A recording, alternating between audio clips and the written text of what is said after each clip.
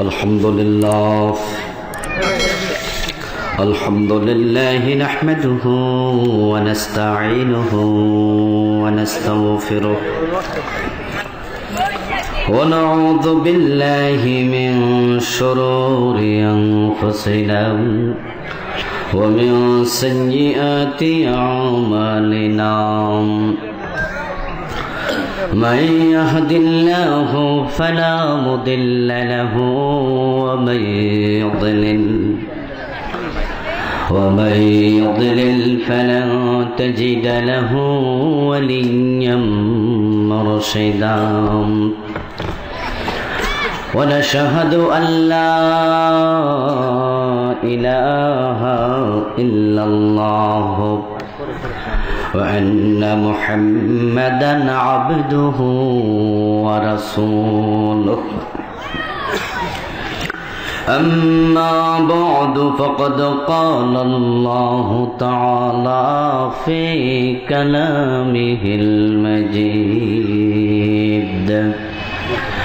আমার সাথে পড়ুন আউযু বিল্লাহি মিনাশ শাইতানির রাজিম বিসমিল্লাহির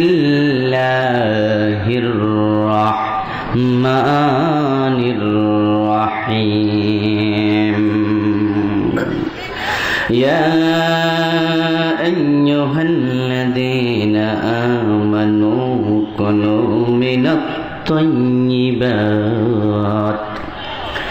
كلوا من الطيبات ما رزقناكم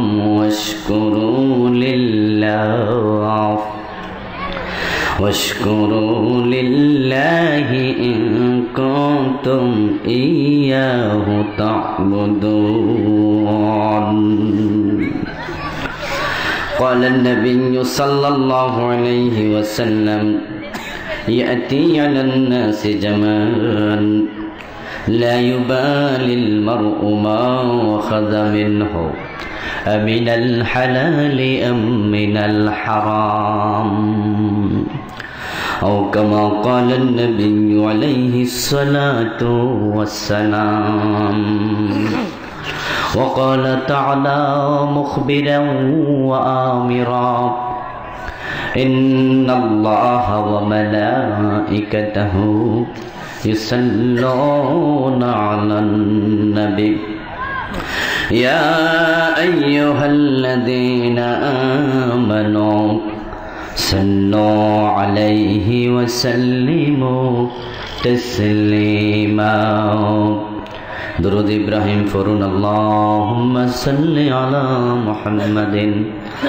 وعلى آل محمد كما صليت على إبراهيم وعلى آل إبراهيم إنك حميد مجيد اللهم بارك على محمد وعلى آل محمد كما باركت على إبراهيم وعلى آل إبراهيم إنك حميد مجيد اللهم صل وسلم وبارك عليه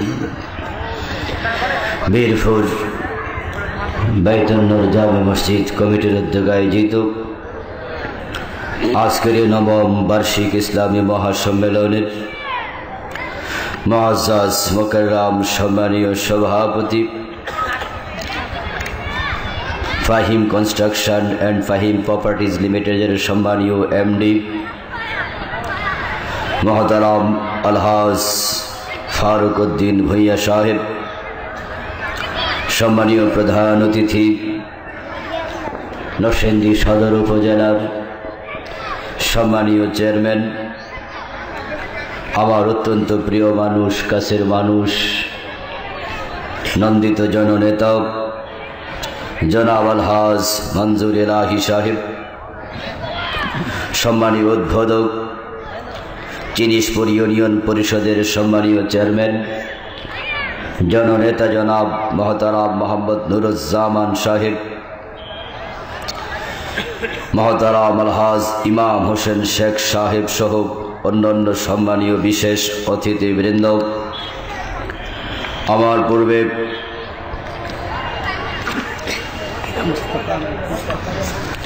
অত্যন্ত সংক্ষিপ্ত সময়ে খুবই গুরুত্বপূর্ণ তাকরীর পেশ করেছেন প্রখ্যাত আলেম দ্বীন, বিশিষ্ট মুফাসসির কুরআন মহতারাম হযরত মাওলানা মুস্তাফা আমিন সাহেব।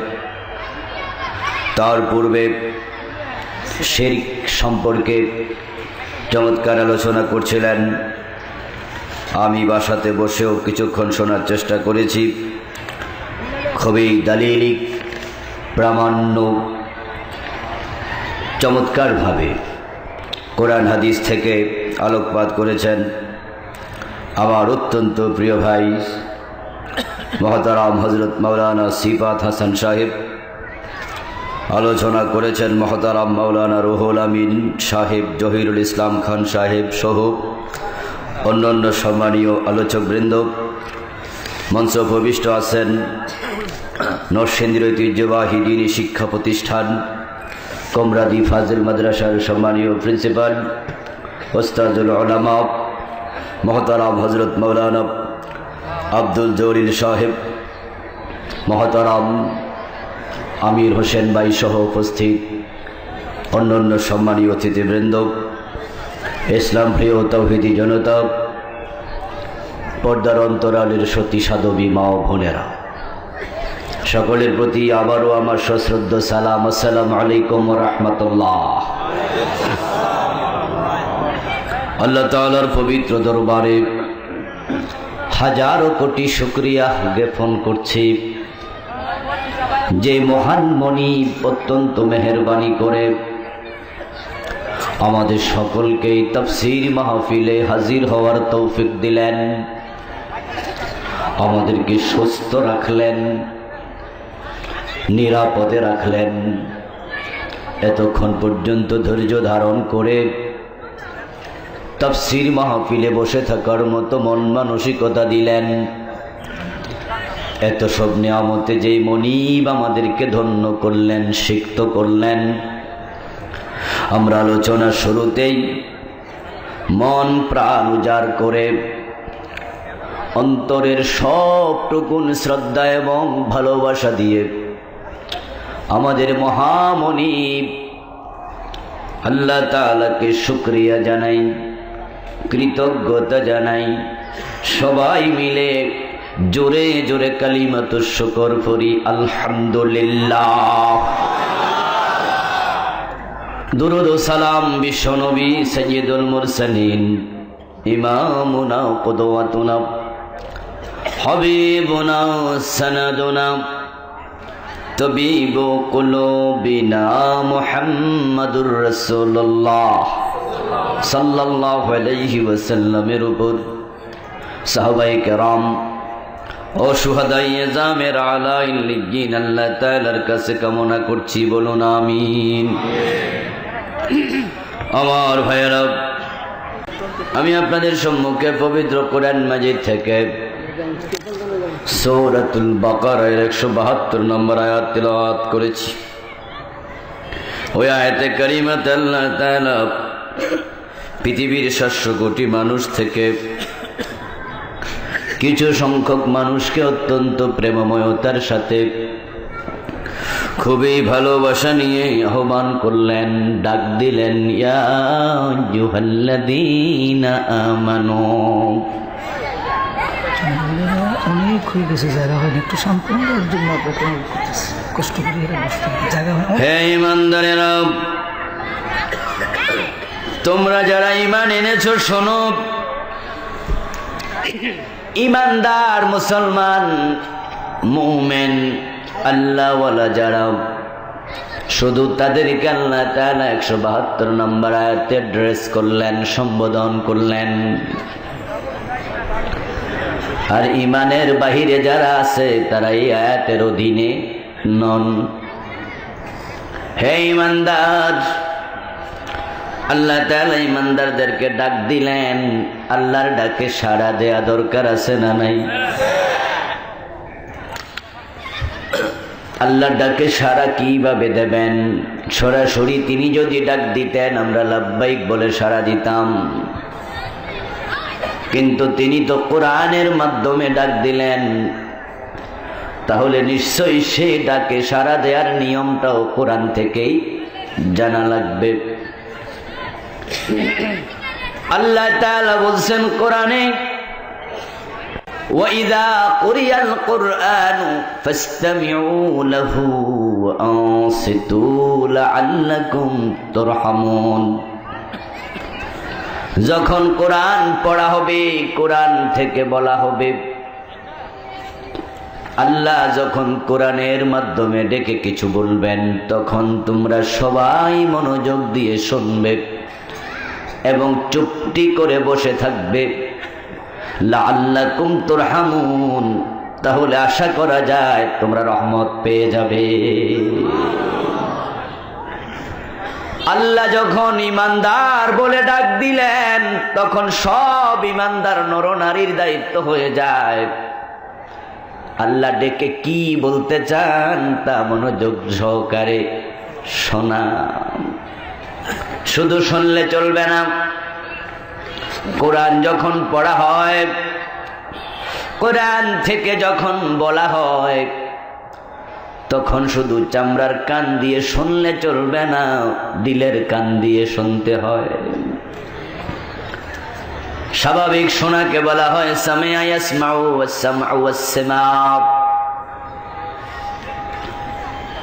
আর মনোযোগ দিয়ে দিলের কান দিয়ে শোনাকে বলা হয় ইস্তেমাউ। আল্লাহ বলেননি ফাসমাউ, বরং তিনি বলেছেন ফাসতামিউ। চামড়ার কান দিয়ে শোনার যোগ্যতা গরু ছাগলেরও আছে, হাঁস মুরগিরও আছে। হ হ র র বললে গরু থামে, হালসার যারা করছেন তারা জানেন। হ হ র র বললে গরু থামে, হই হই বললে গরু আগায়। এটা দিয়ে বোঝা যায় স্বাভাবিক বাক্য শোনার মতো কান গরু ছাগলেরও আছে, কিন্তু তাদের দিল নাই। যে দিল দিয়ে বুঝ নেয়া যায়, বুঝ নেয়ার মতো দিল নেই। তাই চামড়ার কান দিয়ে শোনা নয়, দিল দিয়ে শোনা লাগবে, মনোযোগ দিয়ে শোনা লাগবে। ওই মন দিল যারা একত্র করে কানের সাথে তারপরে শুনবে কোরআন, তাদের জন্য হেদায়েতের মাধ্যম হয়ে যাবে। আল্লাহ তাআলা বলছেন ইন্না ফি যালিকা লাযিকরা লিমান কানা লাহু কলব আও আলকাস সামআ ওয়া হুয়া শাহীদ। নিশ্চয় কোরআনের মাঝে উপদেশ আছে তাদের জন্য যাদের দিল আছে। লিমান কানা লাহু কলব, যার কলব আছে। শুধু কলব থাকলে চলবে না, ওয়াল আও আলকাস সামা, এবং সে শ্রবণ করবে। শুধু শুনলেও চলবে না, ওয়া হুয়া শাহীদ, এবং শোনার সময় সে মানসিকভাবে হাজির থাকবে। আপনি থাকবেন বীরপুর ওয়াজের মাঠে, মন থাকবে নরসিংদী, এটা চলবে না। বরং আপনি যেমন এখানে হাজির, আপনার মনও এখানে হাজির থাকতে হবে। তাই তো আল্লাহ তাআলা বলছেন ফাসতামিউ, তোমরা মনোযোগ দিয়ে শোনো। এখন আল্লাহ তাআলা যেহেতু আমাদেরকে ডাক দিলেন, আমাদের সকলের মনোযোগ দিয়ে শোনা দরকার আছে না নাই? আমাদের মা বোনদের প্যান্ডেলে উপচে পড়া ভিড়, প্যান্ডেলে নাকি জায়গা হচ্ছে না, আমাকে বলা হলো। সেখানে মনোযোগ দিয়ে শোনার পরিবেশ বিঘ্নিত হতে পারে। তাই আমি অনুরোধ করব, যারা প্যান্ডেলের একবারে সামনে বসেছেন তারা মেহেরবানি করে আমার ভাইয়েরা বোনেরা একটু চেপে চেপে বসুন। অন্য মা বোনদেরকে ওয়াজ শোনার কাজে আপনি সাহায্য করুন, সহযোগিতা করুন, নিজে একটু কষ্ট করুন, অন্যকে কষ্ট না দিন, সুযোগ দিন, তাহলে আপনার কষ্টের দিনে আপনি আল্লাহকে কাছে পেয়ে যাবেন। ইন্নাল্লাহা ফি আউনিল আবদ মা দামাল আবদু ফি আউনি আখি। হাদিসে এসেছে, যখন আল্লাহর কোনো বান্দা বান্দি অন্য ভাই বোনের উপকার করতে থাকে, কল্যাণ করতে থাকে, তখন তার উপকারে সে আল্লাহকে সাথী হিসাবে পেয়ে যায়, তখন তার বিপদে আল্লাহকে সাথী হিসাবে পেয়ে যায়। এই জন্য আমার ভাইয়েরা, আপনারাও মনে হয় আগাতে হবে, আপনাদের একটু একটু আগানো দরকার। ফাঁকা যাদের আছে তারা ফাঁকা ফিল আপ করুন, কারণ আলহামদুলিল্লাহ আমাদের এই প্যান্ডেলও ভরে গেছে, বলেন আলহামদুলিল্লাহ। এই জন্য আপনারাও একটু ফাঁকা জায়গা যেখানে আছে চুপি চুপি একটু আগাইয়া, কারণ বাহিরে কুয়াশা পড়ছে, আকাশে সামিয়ানার দিকে তাকালে বোঝা যায় কুয়াশা কিভাবে ফোটা ফোটা, তো বাহিরে যারা দাঁড়িয়ে থাকবে তারা তো কষ্ট পাবে। এই জন্য আপনারাও মেহরবানি করে একটু একটু এগিয়ে বসেন, যেন অন্যরা কষ্ট না পায়। আর মাহফিল কমিটি মা বোনদের কাছে দুঃখ প্রকাশ করেছেন, বললেন যে হুজুর আমরা তো আর কিছু করতে পারছি না, এখন তো আর প্যান্ডেল বানানো যাবে না, তা আপনারা মনোকষ্ট না নিয়ে একটু ধৈর্য ধরে নীরবতার সাথে শুনুন। আল্লাহ তাআলা আমাদের সকলকে মনোযোগ দিয়ে নীরবতার সাথে কোরআনের কথা শোনার তৌফিক দান করুন, আমরা বলি আমিন। আমার ভাই,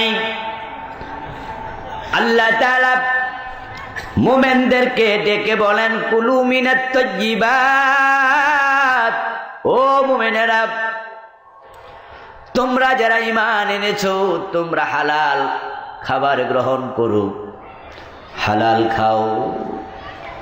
তোমরা যেহেতু মুমিন তাই সামনে যা পাও তাতে মুখ দিও না, সামনে যা পাবে তা পকেটে ঢুকিও না, তুমি শুধু হালালটাই খাবে, এটা আল্লাহর আদেশ, তুমি হালাল খাও। এর মানে হালাল ছাড়া অন্য খাবার খাওয়া যাবে না। সামনে যা পাও তা খেতে জিহ্বা বের করো না, কারণ সামনে যা পায় তা খায় ছাগলে, মনে যা আসে তাই বলে দেয় পাগলে। তাই বাংলায় প্রবাদ আছে, পাগলে কিনা বলে ছাগলে কিনা খায়।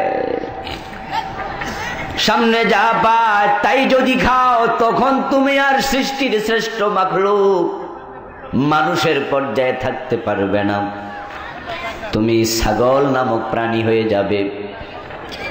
সে সামনে যা পায়, গাছের পাতা পেলেও খায়, খড়কুটা পাইলেও খায়, ঘাস পাইলেও খায়, কারো ক্ষেতের ধান পাইলেও খায়, কি না খায়। মাঝে মাঝে দেখবেন উঠানের মাঝে ধান আছে, সে ধান পর্যন্ত খাওয়া শুরু করে।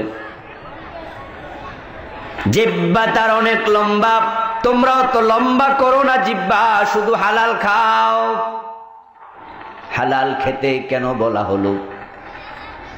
অন্য হাদিসে আসছে, কোরআনের অন্য জায়গায় আসছে, হালালের ব্যাপারে যে আলোচনা তার সার নির্যাস এমন, যদি কেউ চায় তার ইবাদত কবুল হোক সে হারাম খাইতে পারবে না। হালাল জীবিকা ইবাদত কবুলের শর্ত। অন্য অন্য জায়গায় যে হাদিসগুলো আসছে হালাল জীবিকার ব্যাপারে, সবগুলো এক জায়গায় জড়ো করে যদি এটা জোরে মুসরা দেয়া হয়, টিপ দেয়া হয়, চাপ দেয়া হয়, তার যে নির্যাস বের হবে, ওই নির্যাস হলো হালাল জীবিকা ইবাদত কবুলের শর্ত। যদি আমরা চাই আমাদের নামাজ কবুল হোক, আমাদের রোজা কবুল হোক, আমাদের অন্য অন্য দান সাদাকা ইবাদত গুলো কবুল হোক, তাহলে আপনাকে হালালই খেতে হবে, হারামের ধারে কাছেও যাওয়া যাবে না। আল্লাহ রাসূল সাল্লাল্লাহু আলাইহি ওয়াসাল্লামের জন্য বলেছেন, ইন্নাল্লাহা তাইয়্যিবুন লা ইয়াকবালু ইল্লা তাইয়্যিবা। ও দুনিয়ার মানুষ শোনো, নিশ্চয়ই আল্লাহ নিজে পবিত্র, তিনি পবিত্র ছাড়া অন্য কোনো অপবিত্র জিনিস গ্রহণ করেন না। বিশ্বনবী বলেন, মান ইশতারা তাওবা বিআশারাতি দারাহিম ফীহি দিরহামু হারাম লাম ইয়াকবালিল্লাহু লাহু সালাতাহু মা দামা আলাইহি। যদি কোনো ব্যক্তি 100 টাকা দিয়ে 10, 20, 50 দিরহাম, 1000 টাকা দিয়ে কোনো কাপড় কেনে, ওই কাপড়েরও যদি 999 টাকা থাকে হালাল কামাই, শুধুমাত্র 1000 টাকার কাপড়ে 1 টাকা যদি হারাম ঢুকে যায়, লাম ইয়াকবালিল্লাহু লাহু সালাতাহু, আল্লাহ তার নামাজ কবুল করবেন না। মা দামা আলাইহি, যতদিন সেই কাপড় পরে নামাজ পড়বে। আল্লাহ নিজে পবিত্র, তিনি অপবিত্র জিনিস গ্রহণ করেন না। সুদের কোটি টাকা যদি আপনি গরিবের হাতে দেন, আল্লাহ একটা নেক আমলও দেবেন না, সেটার দিকে ফিরেও তাকাবেন না। কিন্তু হালাল কামাই থেকে যদি 1 আনাও দেন, একটা খেজুরও দেন, 2 টাকার একটা নোটও দেন, বিশ্ব নবী বলেন, ফকিরের থালাতে পড়ার আগে স্বয়ং আল্লাহ নিজের ডান হাতটা বাড়াইয়া দেন। সহিহ বুখারীতে এসেছে, বিশ্ব নবী বলেন, মান তাসাদ্দাকা বিআদলি তামারাতিন মিন কাসাবিন তাইয়্যিবিন ফাইন্নাহু লা ইয়াকবালু ইল্লা তাইয়্যিবা ফাইন্নাল্লাহা ইয়াতাকাব্বালুহু বিয়ামিনিহি। যদি হালাল কামাই থেকে কোন ব্যক্তি মাত্র একটা খেজুর সাদাকা করে, তাহলে ওই খেজুরটা ফকিরের হাতে নেয়ার আগে আল্লাহ নিজের ডান হাত বিছিয়ে নেন। এজন্য আল্লাহ তাআলা বলছে, ও মুমিন, তোমরা হালাল খাও। হাদিসে আসছে, তলাবু কাসবিল হালাল ফরিদাতুম বাদাল ফরিদা।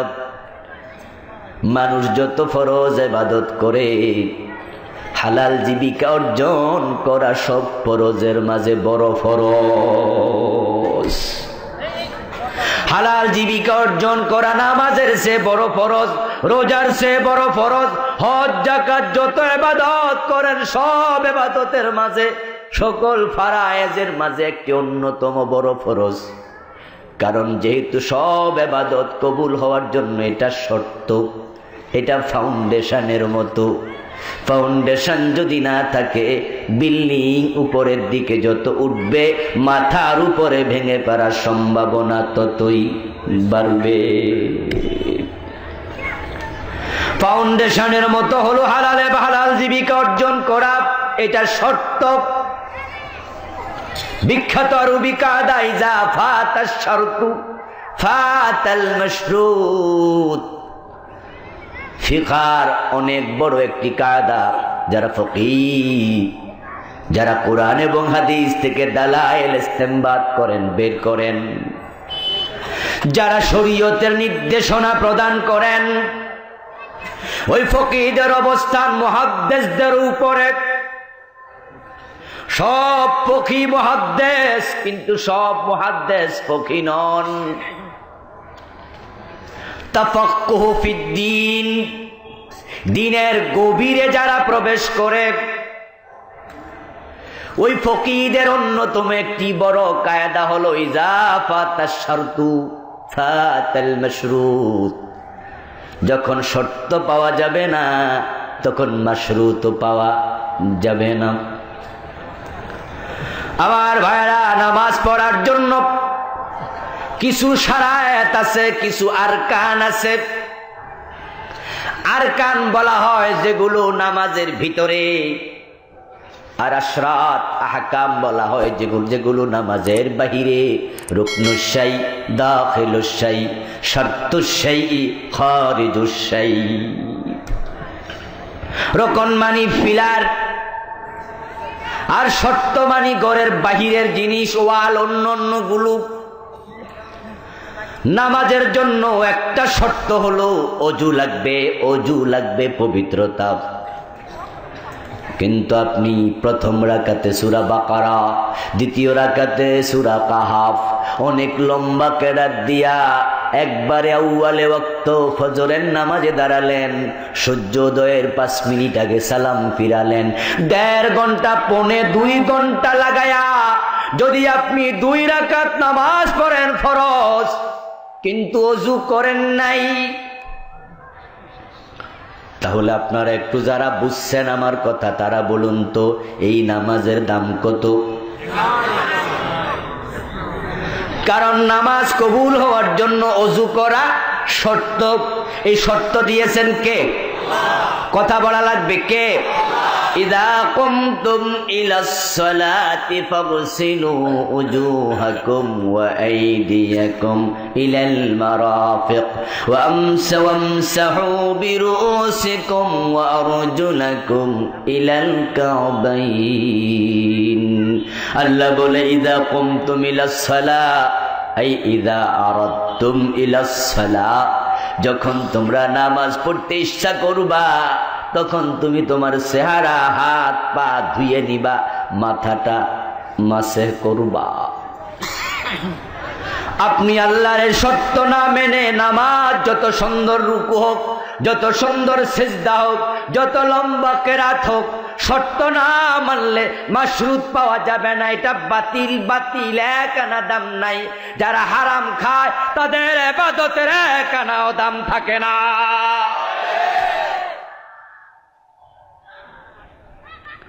হালাল জীবিকা অর্জন করা ইবাদত কবুলের শর্ত। বিয়ে করার জন্য বিয়ের কিছু রোকন আছে, কিছু শর্ত আছে। বিয়ের রোকন হলো ইজাব কবুল, শর্ত হলো 2 জন সাক্ষী এবং মহারানা। ও আমার ভাই, ছেলে মেয়ে ইউনিভার্সিটির সামনে বৈশা মাঠে বাদাম খায়, হাতে হাত ধরে আঠে, ও হাঁটছে, বসে আছে। এক পর্যায়ে ছেলে মেয়েটারে বলল, আমি তোমারে বিয়ে করতে চাই। মেয়ে কয়, দেরি কিসের, কবুল। বিয়ে হয়েছে। ইজাব মানি প্রস্তাব, কবুল মানি গ্রহণ। তো ছেলে কয় বিয়ে করতে চাই, ইজাব তো হলো। মেয়ে কয় কবুল করলাম, কবুল তো হলো। 2টা রোকন তো পাওয়া গেল, বিয়ে কেন হয় নাই? এর কারণ সেখানে 2 জন সাক্ষী হাজির থাকা লাগবে, অথচ কোনো সাক্ষী নেই। ওই ছেলে মেয়ে যদি এরকম 1 কোটি বার কবুল বলে আর ইজাব করে, বিয়ে হবে? কথা বলতে হবে, বিয়ে হবে? কারণ কি? শর্ত পাওয়া যায় নাই। ইজা ফাতাশ শারতু ফাতাল মাশরুত, শর্ত পাওয়া যাবে না, মাশরুত পাওয়া যাবে না। ও ভাই আমার, ইবাদত কবুলের জন্য হালাল জীবিকা শর্ত। তাই তো রাসূল বলছেন, ইন্নাল্লাহা তাইয়্যিবুন লা ইয়াকবালু ইল্লা তাইয়্যিবা। আল্লাহ নিজে পবিত্র, তিনি পবিত্র জিনিস ছাড়া কবুল করেন না। এরপর রাসূল বলেন, ইন্নাল্লাহা আমারাল মুমিনিন, ইন্নাল্লাহা আমালাল মুরসালিন বিমা আমারা বিহিল মুমিনিন। আল্লাহ রাসূলদেরকে, মুমিনদেরকে একই আদেশে আদিষ্ট করেছেন। হালাল খাওয়া এটা শুধু উম্মতের জন্য ফরজ নয়, এটা নবীদের জন্য ফরজ। সব নবীকে আল্লাহ তাআলা একটা আদেশ করেছেন যেটাতে কোনো রকমের হেরফের নাই, সেটা হলো ইয়া আইয়ুহার রাসূলু কুলু মিনাত তাইয়্যিবাত ওয়া আমালু সালিহা, হে আমার রাসূলেরা হালাল খান এবং নেক আমল করুন। আমরা জানি কোরআন নাজিল হয়েছে কয়জন রাসূলের উপরে? কথা বলুন। অথচ আল্লাহ ডাক দিলেন সব রাসূলকে একসাথে, ইয়া আইয়ুহার রাসূলু কুলু মিনাত তাইয়্যিবাত, ও রাসূলেরা। অথচ কোরআন তো নাজিল হয়েছে মাত্র একজনের উপরে। সব রাসূলকে ডাক দেয়া এটাই প্রমাণ করে এই আদেশ থেকে একজন রাসূলও বাদ ছিলেন না। সব রাসূল এই আদেশের অধীনে ছিলেন। আমার ভাই, শরীয়তের বিভিন্ন মাসালায় তারতম্য আছে। যেমন এশারের নামাজ শুধুমাত্র উম্মতে মুহাম্মাদির জন্য ফরজ, এর আগে কোন উম্মত এশারের নামাজ পড়ে নাই। গানিমতের মাল যুদ্ধের পরে যা পাওয়া যায় এটা শুধু উম্মতে মুহাম্মাদির জন্য খাওয়া হালাল, এর আগে কোন নবীর উম্মতের জন্য হালাল ছিল না। ভাই বোনকে বিয়ে করতে পারে,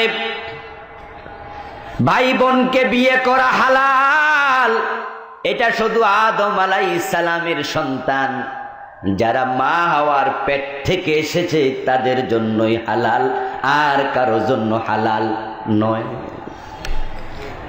শরীয়তের কিছু মাসালা এক জাতির জন্য একরকম, আরেক উম্মতের জন্য আরেক রকম, কিন্তু হালাল খাও এই আদেশে কোনো হেরফের কারো জন্য নাই। সব নবীর জন্য এটা বাধ্যতামূলক, সব উম্মতের জন্য এটা বাধ্যতামূলক। হালাল না খাইলে ইবাদত করে লাভ নাই। তিনি পবিত্র, পবিত্র ছাড়া তিনি কিছু গ্রহণ করেন না। ثم ذكر الرجل يطيل السفر أشعث وأغبر ثم يمد يديه إلى السماء فيقول يا ربي ومطعمه حرام ومشربه حرام وملبسه حرام وغذي بالحرام أنى يستجاب لذلك। আল্লাহর নবী বলেন, পৃথিবীর কোন এক প্রান্ত থেকে ইহরামের কাপড় পরে ধুলি দূষরিত দেহ নিয়ে, উস্কো খুশকো চুল নিয়ে আল্লাহর কোন এক বান্দা হজ করার জন্য হারামে হাজির হয়ে গেল। মানুষ যখন হজে যায় সবাই তার কাছে দোয়া চায়, কারণ মানুষের মনে এরকম একটা ধারণা বদ্ধমূল হয়েছে, ওখানের দোয়া আল্লাহ ফিরায় না। মানুষগুলো জানে হাজি যেখানে গিয়ে হারামে পা রাখবে তার পায়ের ধুলার সাথে কত নবীর পায়ের ধুলা লাগবে। সে কাবার যে মুলতাজামে বুক লাগায়া দোয়া করবে, কত শত শত নবী, লাখ লাখ হাজার হাজার সাহাবীর বুক সেখানে লেগেছে। সে তো সেই আরাফায় যাবে যে আরাফার দোয়া আল্লাহ তাআলা ফিরায় না। তাই দেখবেন যখন কেউ কারো কাছে সামনাসামনি অথবা মোবাইলে অথবা চিঠি লেখে, যেই কোনো মাধ্যমে মেসেজ দেয়, খবর দেয়, ভাই আমি আগামী সপ্তাহে হজে যাচ্ছি, উমরায় যাচ্ছি, সাথে সাথে বলে বসা আমার কথা কিন্তু সেখানে ভুইলেন না, দোয়ায় শামিল রাখবেন। এখান থেকে সৌদি আরব যেতে লাগে 6 ঘন্টা, আমেরিকায় যেতে লাগে প্রায় 24 ঘন্টা। আমেরিকা অনেক ধনী দেশ, উন্নত বিশ্বের টপ অফ দ্য লিস্ট তাদের অবস্থান। কেউ যদি কখনো কাউকে বলে আমি আগামী পরশুদিন আমেরিকায় যাই, কেউ কইছে কোনোদিন হে আনা যায় আমার জন্য দোয়া করেন? শুনছেন? কথা না কইলে মজা পাই না তো ভাই। কেউ কোনোদিন এটা বলে নাকি যে আপনি যেহেতু লন্ডনে যাইতাছেন ওখানে আমার লাগে দোয়া করেন? কইছে কেউ কোনোদিন? কারণ মানুষ জানে ওটা দোয়া কবুলের জায়গা না, দোয়া কবুলের জায়গা পবিত্র হারামাইন শরীফাইন। তাই আল্লাহ রাসূল বলে, শোনো, এরামের কাপড় পরেছে, মাথায় এখন আর চুল শ্যাম্পু দিয়ে ধুইয়া পরিষ্কার করে না, নিষেধ। এরামের কাপড় পরে ফেলেছে, গায়ের ধুলাবালি সাবান দিয়ে পরিষ্কার করে না, এটা নিষেধ। এরামের কাপড় পরেছে, এখন আর সে পাঞ্জাবি গায়ে দেয় না, ওই হজের সমাধা পর্যন্ত নতুন কাপড় পরবে, জামা কাপড় নিষেধ। তাই সে সাদা দুইটা ওই মুদ্রার কাপড়ের মতো কাপড় পরে, উস্কো খুস্কো চুল, ধুলি দূষরিত দেহ, একজন মুদ্রা মানুষের মতো কাবার অঙ্গনে দাঁড়ায়া হাতিমে মুজতামে মিজাবে রহমতে মাতাফে সাফা মারওয়াতে মিনা মুজদালিফা আরাফাতে দুই হাত আকাশের দিকে তুলে মনে বড় আশা, তার রব তার দিকে তাকায় আছে। তাই শুধু দোয়া দোয়া দোয়া। যারা আপনারা হজ উমরায় গেছেন তারা দেখেছেন বন্ধু, যখন মানুষ তাওয়াফ করে কেউ কারো দিকে তাকায় না, সবাই জিকির আজকার দোয়ায় ব্যস্ত।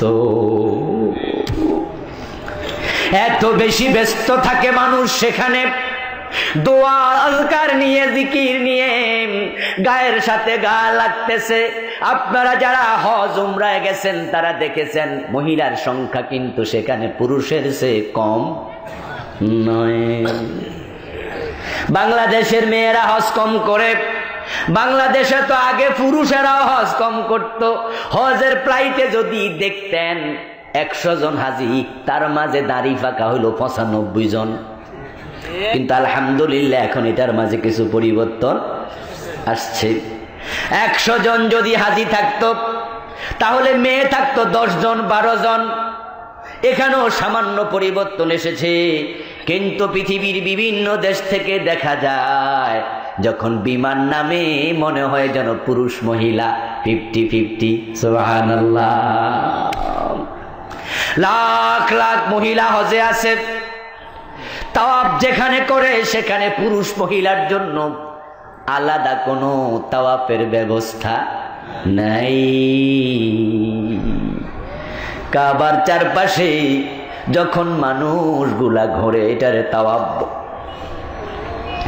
হজের টাইমে বিশেষ করে উমরা রমজানের শেষ দশকে ওই মাতাফ যেখানে তাওয়াফ করছে মানুষ কাবার চারদিকে, সেখানে সুই ফেলার জায়গা থাকে না। যদি কেউ একটা সুই মারে এটাও কারো না কারো গায়ে পড়বে, মাটিতে পড়ার জায়গা নেই। যখন ঘুরতে ঘুরতে হজরে আসওয়াদের কোনা বরাবর আসে, যেখান থেকে তাওয়াফ শুরু হয়, তখন অবস্থা এমন হয় একজনের সাথে আরেকজনের গা এত জোরে মিশে যায় যে লড়ার জায়গাও নাই। তখন হাঁটা লাগে না, দাঁড়ায়া থাকলেই হাঁটা হইয়া যায়। কথা কি বোঝেন আমার? আপনি শুধু দাঁড়ায় থাকবেন বেয়ারিং এর মতো। বেয়ারিং দিয়া ছোটকালে মানুষ, আপনারাও গাড়ি বানাইছেন, আমরাও হয়তো বানাইছি। ও বন্ধু, এটা শুধু দাঁড়া করাইয়া হালকা ধাক্কা দিলে নিজে নিজে জায়গা। তখন মনে হয় যেন পায়ের তলায় বেয়ারিং লাগানো আছে, আপনি খাড়াই থাকলে হাঁটা হয়ে যাবে। হয়তো আপনার ডান পাশে একটা সুন্দরী মেয়ে, হয়তো ডাইরেক্ট আপনার সামনে পড়ে গেছে কোন সুন্দরী। এক একটা সুন্দরী মেয়ে, যাদের বাড়ি আরবের, মিশরে, সিরিয়ার, পুরুষও সুন্দর, মেয়েও সুন্দর। এক একটার সৌন্দর্য দেখলে সূর্য লজ্জা পাবে। স্বাস্থ্য কত, উঁচু লম্বা কত, চোখ ফিরানো যাবে না এমন সুন্দরী। কিন্তু আমি নিজেই পরীক্ষিত, আপনারাও যারা গেছেন পরীক্ষিত। কাবার মাতাফে কে গায়ে লাগলো, সে পুরুষ না মহিলা তার অনুভূতিও থাকে না।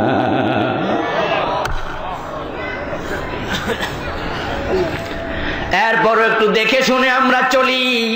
পর্দার প্রশ্ন, ও ভাই আমার, মানুষ যেন সেখানে কিয়ামতের মাঠ দেখতে পায়। হাসরের দিন রাসূল বলেছেন সবাই উলঙ্গ উঠবে। মা আয়েশা প্রশ্ন করেছিলেন, আর-রিজালু ওয়ান-নিসাউ জামিআ ইয়ানজুরু বা'দুহুম ইলা বা'দ। হুজুর, পুরুষ মহিলা সবাই উলঙ্গ উঠবে বুঝি? রাসূল বললেন হ্যাঁ। মা আয়েশা বলেন, তাহলে তো একজন আর একজনের দিকে তাকায়া থাকবে, কি লজ্জা হবে। আল্লাহ রাসূল বলেন, ইয়া আয়েশা, আল আমরু আশাদ্দু মিন আইয়াযুরা বা'দুহুম ইলা বা'দিন। ও আয়েশা, হাসরের মাঠ এমন এক কঠিন জায়গা,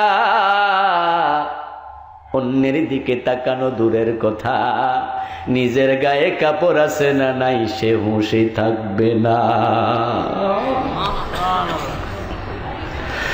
আমার ভাই, মাতাফে মানুষ গেলে সারাক্ষণ দোয়া নিয়ে ব্যস্ত।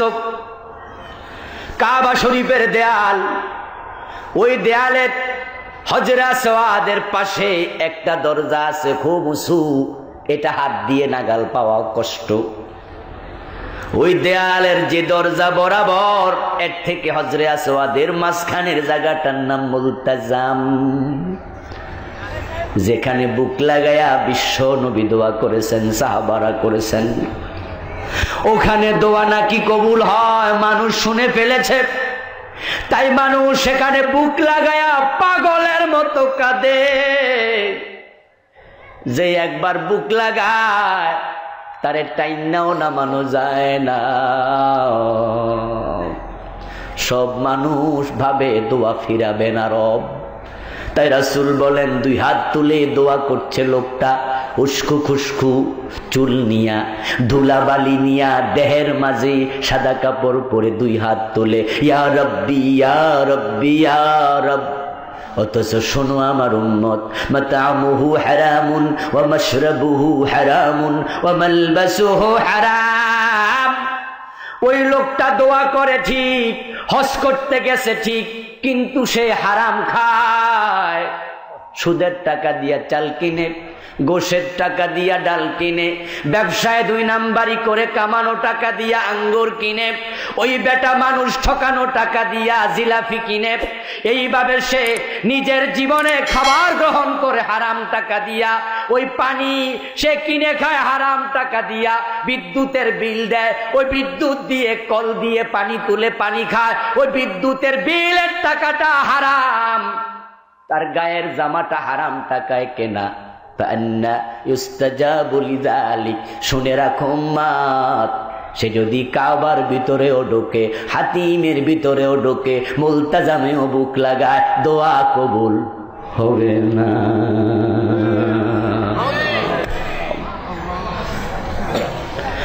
যে ব্যক্তি হারাম খায় তার দোয়া কবুল নিষেধ, বন্ধ। হারাম খাইলে ইবাদত কবুল বন্ধ। আজকে তো আমরা এই জন্যই বন্ধু দোয়া করতেছি, দোয়া কবুল হচ্ছে না। মায়ানমারের মুসলমান মাইর খায়, পৃথিবীর 150 কোটি মুসলমান দোয়া করে, দোয়া কবুল হয় না। যখন বাবরি মসজিদ ভেঙে ফেলে 150 কোটি মুসলমান দোয়া করে, দোয়া কবুল হয় না। বাংলাদেশে বড় বড় আলেমদেরকে ফাঁসি দেয়, দোয়া করে, দোয়া কবুল হয় না। ফিলিস্তিনে মাইর খায়, দোয়া করে, দোয়া কবুল হয় না। কেমনে হবে? আমরা প্রতিরোধ করি না, হারাম খাওয়া বন্ধ করি না।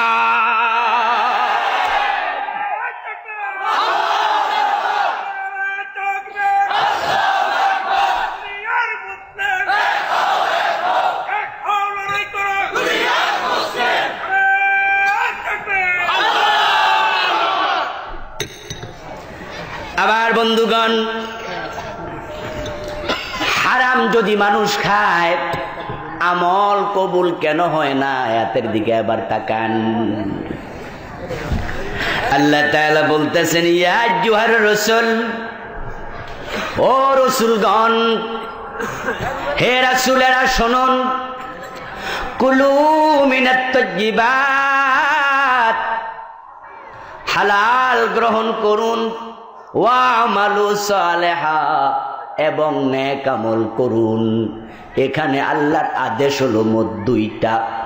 1 নাম্বার আদেশ হালাল গ্রহণ করুন, 2 নাম্বার আদেশ হলো এবার নেক আমল করুন। ইবাদত আগে না হালাল খাওয়া আগে? ইবাদত ফরজ করেছেন কে? জোরে বলতে হবে কে? আবার ইবাদতের সিরিয়াল দিবেন কে? কোরআন আছে ওয়ারকাউ ওয়াসজুদু, আছে না নাই? রুকু করাও ফরজ, সেজদা করাও ফরজ। এখন কেউ যদি মসজিদে আগে সেজদা করে পরে রুকু দেয়, নামাজ হবে না, বাতিল। কারণ ইবাদত ফরজ করেছেন যিনি, সিরিয়ালও দিয়েছেন তিনি।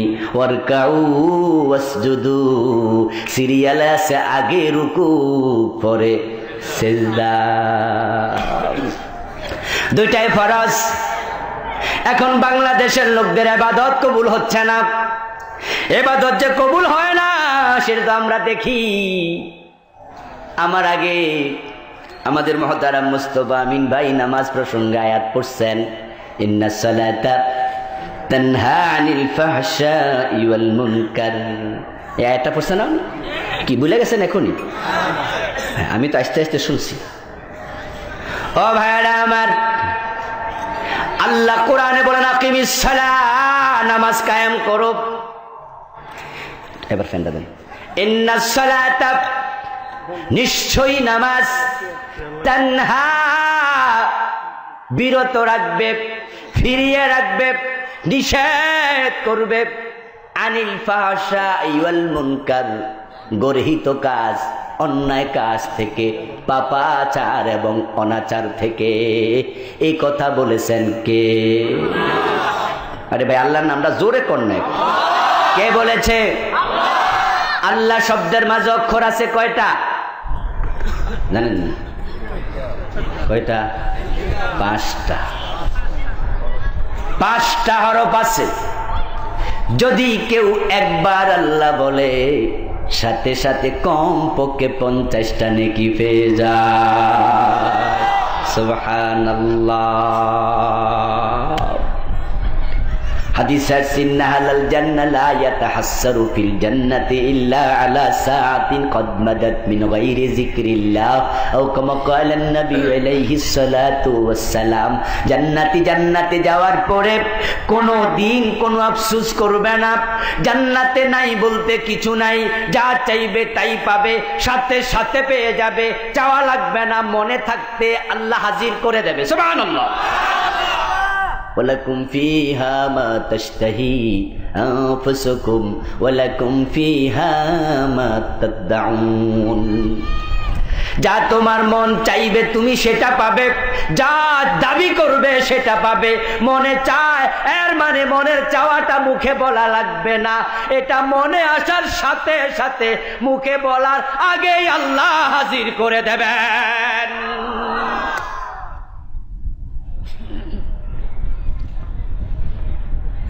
আমার ভাইয়েরা, কিন্তু জান্নাতি একটা আফসোস করবে, রাসূল বলেন, সেটা হলো সে জান্নাতে গিয়ে বলবে, যদি আর একবার বেশি সুবহানাল্লাহ বলতাম, একবার বেশি আলহামদুলিল্লাহ বলতাম, একবার বেশি আল্লাহু আকবার বলতাম, একবার বেশি আল্লাহ বলতাম, একবার বেশি বিসমিল্লাহ পড়তাম, একটাবার বেশি সূরা ইখলাস পড়তাম, তাহলে আমার যেই পরিমাণ সওয়াব আছে এর চেয়ে আরো বেশি থাকতো। ওইটুকু থাকলেই তো আমি এর চেয়ে বড় জান্নাতটা পেয়ে যেতাম। যে জান্নাতুল ফেরদাউস পাবে সেও আফসোস করে বলবে, যদি আর একটু বেশি সওয়াব থাকতো নবীর পাশের জান্নাতটা পেয়ে যেতাম।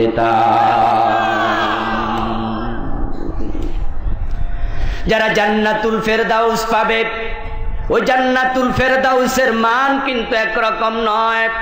একই বিমানের মাঝে সিটের মাঝেও ভেরিয়েশন আছে। একবারে সামনের সিটের কই বিজনেস ক্লাস, পিছনের গুলারে কই ইকোনমি ক্লাস। যারা বিমানে চড়ছেন তারা জানেন সামনে যারা বসে বিজনেস ক্লাসের যাত্রী, তাদের সম্মান জেনারেলদের চেয়ে অনেক বেশি। জেনারেল যাত্রীরা বাসে করে বিমানে ওঠে, আর যারা বিজনেস ক্লাসের যাত্রী তাদের জন্য আলাদা প্রাইভেট কার রাখে। তাদের চেয়ারের সিট থাকে অনেক বড়, তাদের খাবারের মেনু থাকে আলাদা, তাদেরকে খেদমত করে অনেক বেশি। কিন্তু বিমান একটাই। যারা ট্রেনে চড়েছেন তারা দেখেছেন সেখানে এক ট্রেন, নাম হলো একতা, এর মাঝে আছে থার্ড ক্লাস আসন, আছে না নাই? বইলে শুধুমাত্র স্বাস্থ্য বাইরা যায়, এর মানে উলুসে কামড়ায়, মানে নিচের জায়গা মোড়া করে লেবো কামড়াইয়া। আমার ভাইয়েরা আবার যদি সেকেন্ড ক্লাসে যান তাহলে মাজা ব্যথা হয়ে যায়, এর মানে শুধুমাত্র কাট আছে, ফোম নাই, গেছে গা অনেক আগেই। যদি এবার ফার্স্ট ক্লাসে বসেন তাহলে একটু আরাম আছে, এবারে এসি কেবিনে বসেন ঘুমে ধইরা যাবে। আর যদি কেবিন পান তাহলে লম্বা হইয়া শুইয়া যান, কিন্তু নামে কেই বিমান, ক্লাসিফিকেশন আছে না নাই? আল্লাহ নবী মুহাম্মদুর রাসূলুল্লাহ সাল্লাল্লাহু আলাইহি ওয়াসাল্লাম থাকবেন ফেরদাউসে, হযরত ইউনূস নবীও থাকবেন ফেরদাউসে, হযরত আবু বকরও থাকবেন ফেরদাউসে। আমরা আশা করি ইমাম বুখারীও থাকবেন ফেরদাউসে। তাই বলে কি সবার ফেরদাউস একরকম? একটু কথা কন না কেন ভাই? মাইকের আওয়াজ কম না আমার আওয়াজ কম? কোনটা? এই মাইকে ঠিক আছে? তাহলে আপনাদের আওয়াজ কম কেন? আওয়াজ করুন, কথায় কথা আসে, কথা বলতে মজা লাগবে। একই বিমানের মাঝে ক্লাসে পার্থক্য আছে না নাই? একই ট্রেনের মাঝে পার্থক্য আছে না নাই? তো জান্নাতি যে ফেরদাউস পাবে সে আফসোস করবে। যদি একবার বেশি সুবহানাল্লাহ বলতাম আরো কাছেরটা পাইতাম। যদি নবীর পাশের জান্নাত পাওয়া যেত, সকাল বিকাল নবীর সাথে দেখা হয়ে যেত। এখন বন্ধু আল্লাহকে বলছিলাম, আমি বলছিলাম ইবাদত যিনি ফরজ করেছেন সিরিয়ালও তিনি দিয়েছেন। এখন সিরিয়ালের মাঝে 1 নাম্বার কুলু মিনাত তাইয়্যিবাত, হালাল খান, ওয়া আমালু সালিহা, নেক আমল, নামাজ রোজা হজ যাকাত, সিরিয়াল নাম্বার 2। এখন আপনি যদি সেজদা আগে করেন, রুকু পরে করেন, নামাজ বাদ। সুতরাং হালাল খাওয়া বন্ধ করে আগে হারাম খান, তারপরে ইবাদত করেন, ইবাদত বাদ। নামাজ পড়তে মসজিদে গেছেন, মাগরিবের টাইমে গিয়ে কল চাপ দিয়া দেখেন পানি ওঠে না, ফসফস আওয়াজ করে। শীতকালে এটা হয় অনেক জায়গাতেই। একজন বলল, মুরব্বী কল তো নষ্ট, ওই যে পুকুর দেখা যায়, ওযু করে আসেন তারপরে নামাজ পড়েন। তাকায়া দেখেন ওই পুকুরে যেতে আসতে 10 মিনিট লেগে যেতে পারে। মাগরিবের জামাত তো পাবো না। আয় হায়, প্রতি রাকাতে জামাত পড়লে কমপক্ষে 27 গুণ বেশি সওয়াব। মনটা বড় বিষণ্ণ হলো, কষ্ট পেলেন, এত সওয়াব মিস করি কেমনে? হঠাৎ মনে আসলো অজু যে লাগে আমি তো বুঝি, পুরা জীবনও তো অজু করে নামাজ পড়ছি। আজকে আমি আগে নামাজটা পড়ে 27 গুণ সওয়াব লই, বাড়ি যাওয়ার সময় অজু কইরা চলে যাব। ভাইয়েরা আমার, মন মতো উনি ইমামের পিছনে গিয়ে নামাজ পড়ে নিল 27 গুণ সওয়াবের জন্য। তারপরে বাড়ি যাওয়ার সময় আল্লাহর বান্দা অজু করে বাড়ি চলে গেল। উনি অজুও করছে, নামাজও পড়ছে, কোনোটাই তরক করেন নাই, কারণ সব যে ফরজ উনি জানে। তাই ফরজ ছাড়া যাবে না, আর কান হাকাম ছাড়লে নামাজ হয় না, এটা উনি জানে। তাই তিনি অজু ছাড়ে নাই, তবে সিরিয়ালটা একটু পিছনে নিছে মাত্র। উনি অজু করে বাড়ি চলে গেলেন, নামাজও পড়ছে, অজুও করছে। মনে মনে বলে, আমার মতো বুদ্ধিমান কয়জন আছে, 27 গুণ সওয়াব কিন্তু ছাড়ি নাই। আপনার একটু ফতুয়া দেন দেখি ভাই, তার কয় গুণ সওয়াব হয়েছে? একা একা পড়লে কয় গুণ পাইতো?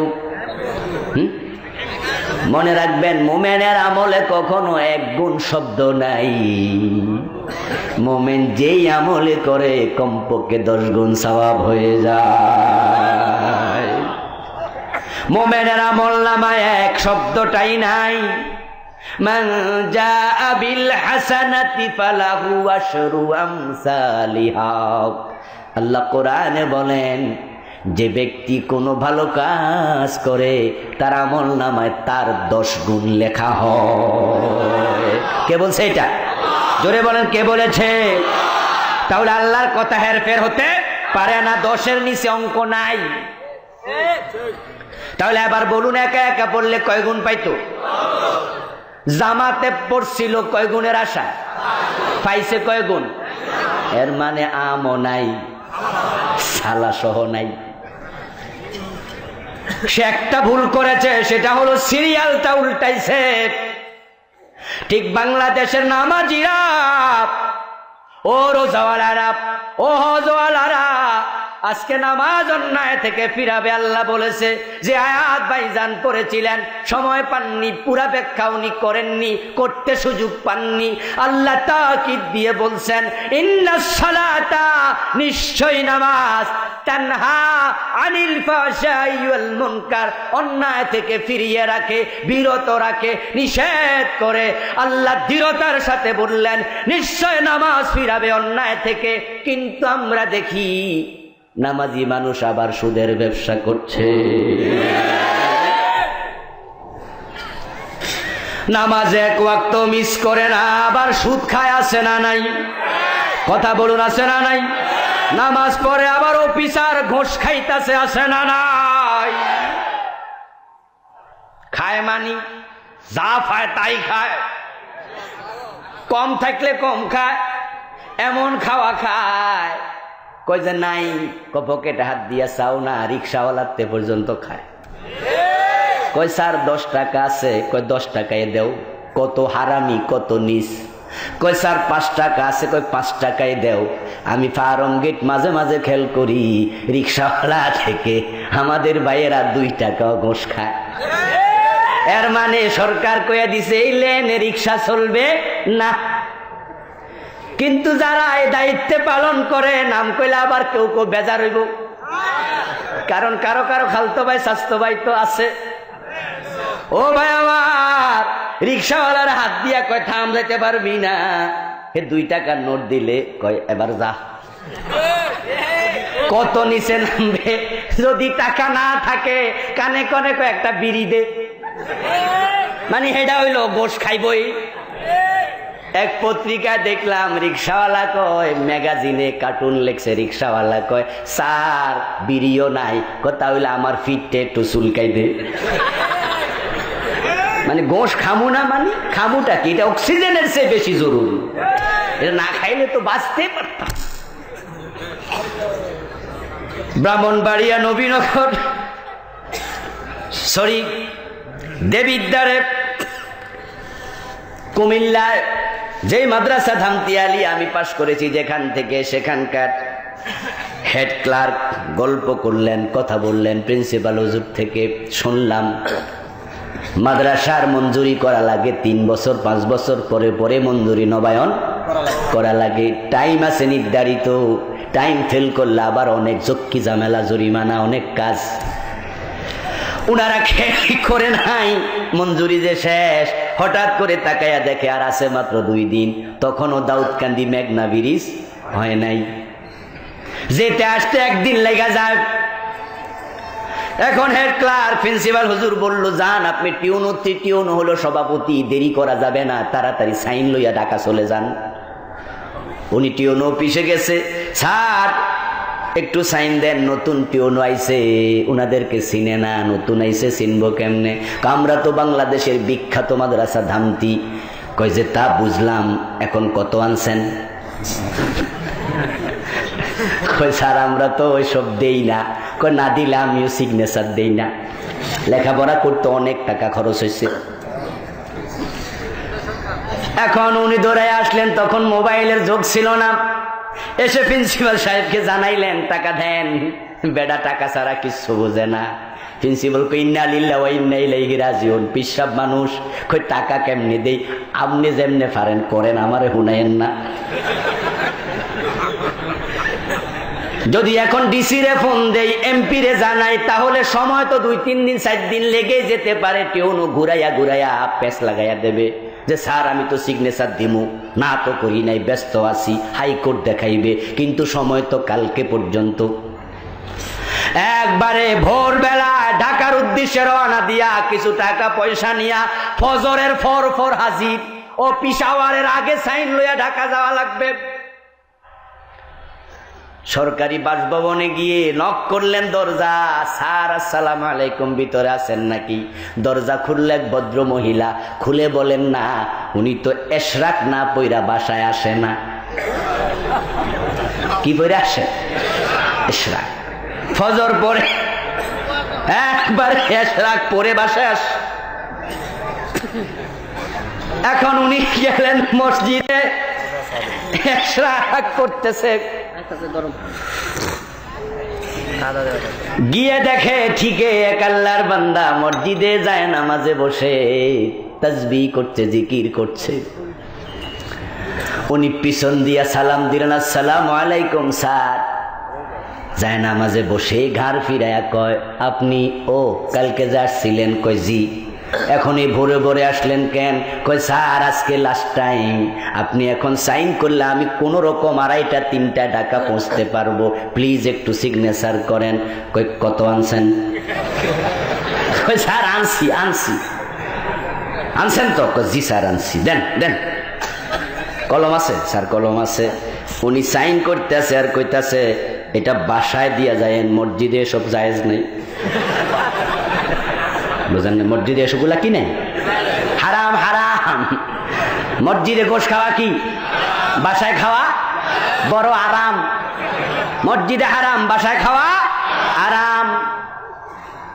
শুধুমাত্র এটি অনুসাব না, এরকম হাজার হাজার অফিসার আছে রমজানে রোজা রাইখা গোশ খায়, হাতে নেয় না, দয়াল তাই না কয় রাইখা দাও, মাগরিবের পরে গণমু, তবে কম দিলে খবর আছে, মোবাইল নাম্বার দাও, টেলিফোনে কমু। আছে না নাই?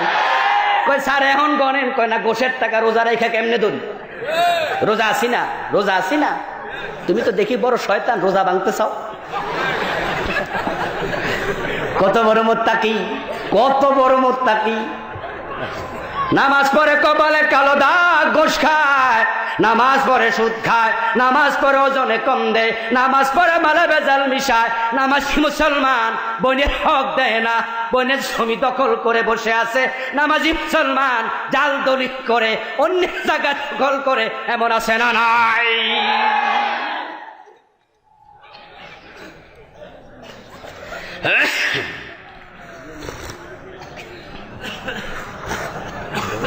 পাঁচ 7 দিন ধরে খুব কষ্ট পাচ্ছি। জিমেক্স খাচ্ছি, যাচ্ছে না। হোমিওপ্যাথি খাচ্ছি, যাচ্ছে না। এখানে অনেক পরেশগার লোক আছেন, একটু দোয়া চাই, আল্লাহ যেন আমাকে সুস্থ করে দে, বলে না আমি। আমার ভাইয়েরা, আল্লাহর বক্তব্য নিশ্চয়ই নামাজ অন্যায় থেকে ফিরাবে। আল্লাহর কথা কখনো মিথ্যা হতে পারে না। তো আল্লাহর কথা তো নিশ্চয়ই সত্য। তাহলে নামাজি চির অন্যায় দেদারসে কেন করছে, কেমনে করে? ও ভাই আমার, 2-4টা অন্যায় হয়ে যেতে পারে। এটা হয়, এটা মানুষ হিসাবে হয়। এখানে আমরা যারা আছি একবারে কবিরা গুনাহ নাই, নিষ্পাপ মাসুম, কে কে আছেন আর তোলা দেন। তাহলে কথার অর্থ কি আমরা সবাই ঘুষখোর, সবাই সুদখোর? এটা নয়। মানুষ শুধু মাসুম আল্লাহর নবী রাসূল, এছাড়া কেউ মাসুম নয়। 2-4টা হয়ে যায়, এটা মানুষ, এটা হতেই পারে। গায়ে যদি আপনি জামা গায়ে দেন আলমারি থেকে নামায়া, আপনি না চাইলেও 1 দিন 2 দিন গায়ে দেওয়ার পরে দেখবেন জামাটা ময়লা হয়েছে। গায়ের জামায় যেমন ময়লা লাগেই, না চাইলেও লাগে। আমরা ফেরেশতা নই, আমরা মাসুম নই, না চাইলেও 2-1টা গুনাহ হয়ে যেতে পারে। কিন্তু যে ব্যক্তি দেদারসে গুনাহ করছে, মাথায় টুপি আছে, কিন্তু সে রমজান মাসে রোজা রেখে মোবিল দিয়া জিলাপি বাইজা বাইজা বিক্রি করতেছে, আছে না নাই? তেল দিয়া বাজলে পয়সা বেশি যাইব,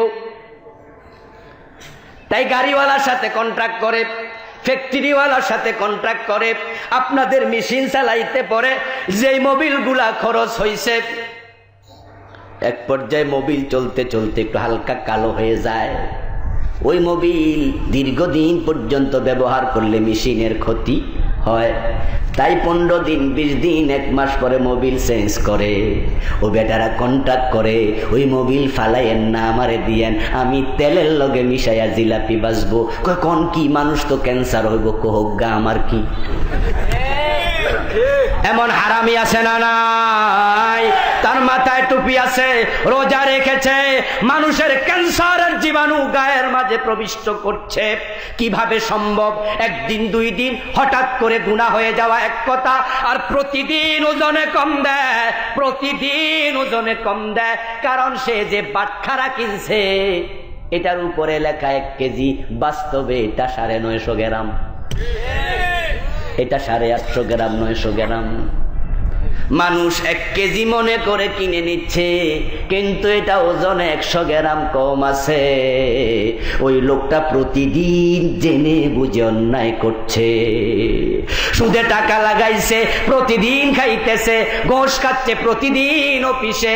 ঠিক এইভাবে যে ব্যক্তি নিয়মিত অন্যায় করে, এরকম অন্যায়কারী এখানে যদি কেউ থাকেন, ও ভাই আমি আপনাকে বলছি, আপনার রব আমার রব বলতেছে নিশ্চয় নামাজ অন্যায় থেকে ফিরায়।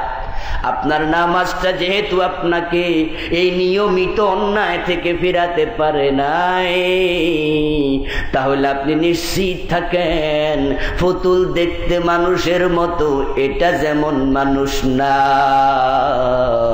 আপনার নামাজটাও দেখতে নামাজের মতো, এটা আসল নামাজ না।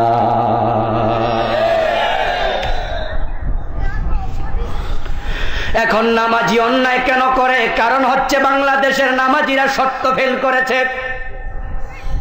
হালাল জীবিকা অর্জন করা ইবাদত কবুলের শর্ত, এই শর্ত অনেকের মাঝে নাই, অনেকের মাঝে নাই। ও আমার ভাই, কথা ছিল আগে হালাল খাও তারপরে ইবাদত করো। বাংলাদেশের লোকেরা ইবাদত করার অনেক আগে, ইবাদত ফরজ হওয়ার অনেক আগে হারাম খাইয়া জীবন শুরু করে। ছেলে জন্ম নিচ্ছে, মেয়ে জন্ম নিচ্ছে। আপনি চাকরি করেন ঢাকায়, চাকরি করেন নরসিংদী, ব্যবসা করেন, মোবাইলে জানাইয়া দিছে আব্দুল্লাহ তোমার তো ছেলে হয়েছে, আব্বাস তোমার মেয়ে হয়েছে। ছেলে মেয়ে হয়েছে শুই না খুশি কারে কয়? দোকানে যাইয়া গোশের টাকা সুদের টাকা দিয়া দুধের ডিব্বা কিনা রেডি। ও ভাই, আমার মায়ের পেটে সন্তান ছিল 9.5 মাস 10 মাস, 9 মাস 10 দিন 11-12 মাস, যে কয়েকদিন আল্লাহ রাখে থাকে। ওই মায়ের পেটে প্রথম 40 দিন মানুষ থাকে পানি, দ্বিতীয় 40 দিন রক্ত, তৃতীয় 40 দিন মাংসপিণ্ড। যখন 3-40 120 দিন পার হয়, আল্লাহ বলেন আমি তখন ওই মাংসপিণ্ডের ভিতরে হাড্ডি দেই, চামড়া দিয়া হাড্ডি ঢেকে মানুষ বানায়া দেই। তখন আপনার দেহ নড়াচড়া করবে, আপনি মানুষ, আপনি বড় হচ্ছেন, মায়ের পেটে ওজন বাড়তেছে। আপনি জীবিত, জীবিত মানুষের জন্য খাবার দাবার ওয়াজিব, এটা লাগবেই। আল্লাহ তাআলা ওই মায়ের দেহ থেকে তার হায়েজের রক্তটাকে আপনার আমার খাবার বানায়া নাভি দিয়া সাপ্লাই দিছে, মুখ দিয়ে দেন নাই। কারণ হায়েজের রক্ত হারাম, হুরমতে গালিজা, তাই পবিত্র মুখ, এটাকে আল্লাহ পবিত্র করেন নাই। কিন্তু আপনার বাবা আপনার জন্মের পরে সাথে সাথে সুদের টাকা দিয়া দুধ কিনছে, গোশের টাকা দিয়া দুধ কিনছে। ওই দুধটা খাওয়ায়া আপনার এই কচি পবিত্র মুখটাকে নাপাক বানাইয়া দিছে। ও আমার ভাইয়েরা, সন্তানকে হারাম খাওয়াইও না, হারাম খাওয়াইও না। কারণ যদি সন্তানকে হারাম খাওয়াও, এই সন্তান আল্লাহর ওলি হবে না। যারা হারাম খায়, হারাম তাদেরকে হারামের দিকে টেনে নেবে। হারামওয়ালা দেখো জান্নাতে প্রবেশ করে না।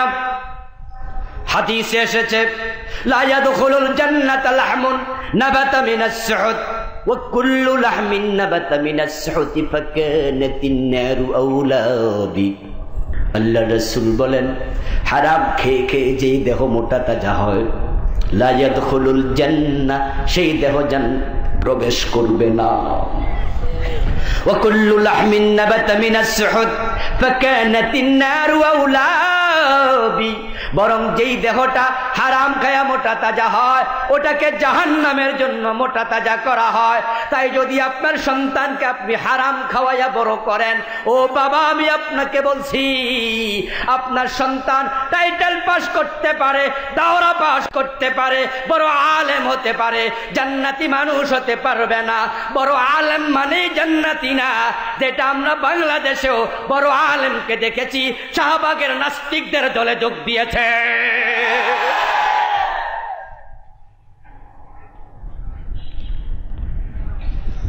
ভাইয়েরা আমার, হারামে হারামের দিকে টেনে নেবে। সন্তানকে হারাম খাওয়াচ্ছেন, নিজে হারাম খাচ্ছেন, সিরিয়াল তো আপনি উল্টায়া দিলেন। নামাজ কেমনে হবে? নামাজ কবুল হওয়ার জন্য কয়টা ফরজ? আর কানা হাকাম কয়টা? তো কথা বলেন না, কয়টা ফরজ? এক নাম্বার কি? ছোটকালে মুক্তবে পড়ছেন, ভুলে গেছেন। এক নাম্বারে শরীর পাক, 2 নাম্বারে কাপড় পাক, 3 নাম্বারে নামাজের জায়গা ফাঁক। আছে না নাই? আমার ভাইয়েরা, আমরা হানাফি মাযহাবের আলোকে কথা বলছি, তাই 13টা বলেছি। অন্য অন্য মাসলাকে একটু বেশিও আছে। 13টা ফরজ, তার মাঝে 1 নাম্বারে শরীর পাক। এখন যেই শরীরে হারাম রক্ত ঢুকাইয়া দিলেন, পাকটা করবেন কি দিয়া? কি বিপদ!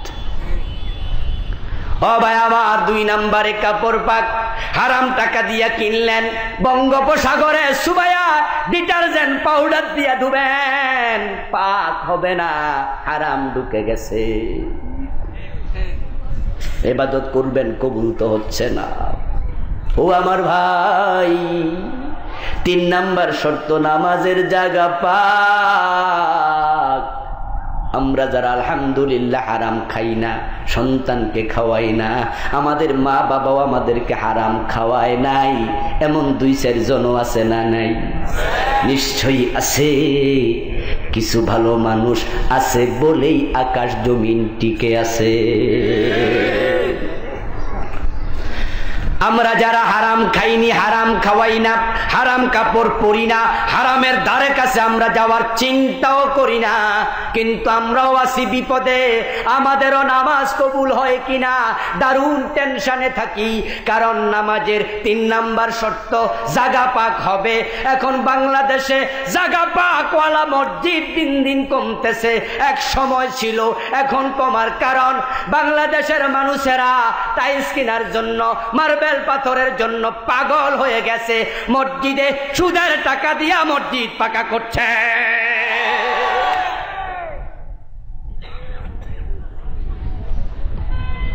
সুদের টাকা মসজিদে লাগাচ্ছে, আছে না নাই? কই মসজিদের সেক্রেটারি কারে বানাবেন, সভাপতি কারে বানাবেন? সভাপতি সেক্রেটারি তাকে বানাবেন যে 10 লাখ টাকা নগদ দেওয়ার মতো ক্ষমতা আছে। তাই নতুন কমিটি যখন বানায়, তখন সবাই খোঁজে চৌধুরী সাহেব কই, ভুইয়া সাহেব কই। এমন সভাপতি মসজিদে বানায়, সেক্রেটারি বানায়, দাড়িও নাই, মোছও নাই।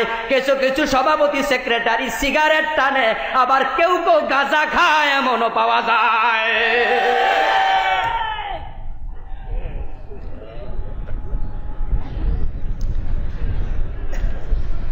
গ্রিন রোডে এক মসজিদে আমি কিছুদিন ছিলাম, 2004 সনের ঘটনা। যে মাদ্রাসায় আমি চাকরি করি তার ভাইস প্রিন্সিপাল মসজিদের খতিব। আমি নতুন ঢাকায় আসছি ওই মাদ্রাসায়। আমারে বলে, হুজুর মেসে থাকবেন কেন? শর্মের কথা, আমি তো নতুন, মেসে ছাড়া থাকবো কই? এরপরে দেখা যাবে বাসা বাড়ি তো পরের ব্যাপার। কয় না, আমার মসজিদে হুজরা আছে, ওখানে থাকেন। তো ওনার হুজরাতে আলহামদুলিল্লাহ আল্লাহ ব্যবস্থা করে দিল, আমি থাকি। একদিন ফজরের নামাজের পরে দেখি বাইরে খুব গন্ডগোল, মানুষ হইচই করতেছে। নামাজ পড়ে বের হলাম, দেখি খাদেম সাহেব বুড়া মানুষ, দাঁড়িয়ে একবারে শুভ্র, বয়স 70-র মতো হবে, একটু গুঁজা গেছে বুড়া হইয়া। উনি কইতাছে, দেখেন মোতোয়াল্লি সাহেব, গত রাতে ঘুষাইয়া আমার দরজা বাঁকা করে লাইছে, স্টিলের দরজা। পাবলিক দেখতাছে ঠিকই, দরজা একবার ভিতরের দিকে ঢুকা গেছে। একজন কইয়া বসলো, তোমারে হয়তো কোনো কারণে ডাকছে, তুমি ওঠো নাই কেন মিয়া? উঠলেই তো হয়তো মুরব্বী, আপনি কেন উঠলেন না? কই উঠলে আমারও ঘুষাইতো। কই কেন? কই খাই আইছে, রাতের বেলা কি করে আইছে? খাই আইছে। আমি তো শুনে আক্কেল গুরুম, কি কয় রে, মোতোয়াল্লি খাই আইছে। কারণ কি? কারণ কি? কারণ হলো টাকাওয়ালা লোক লাগবে, এমন সভাপতি বানাও, সেক্রেটারি বানাও যে মসজিদে এসি কইরা দেবে, টাইলস লাগাইয়া দেবে, 3 তালা বানাইয়া দেবে। পয়সাওয়ালা খোঁজে, মুত্তাকি খোঁজে না। অথচ কথা ছিল সমাজে যে যত বড় মুত্তাকি, সবচেয়ে ভালো মানুষটাই মসজিদের সভাপতি হবে।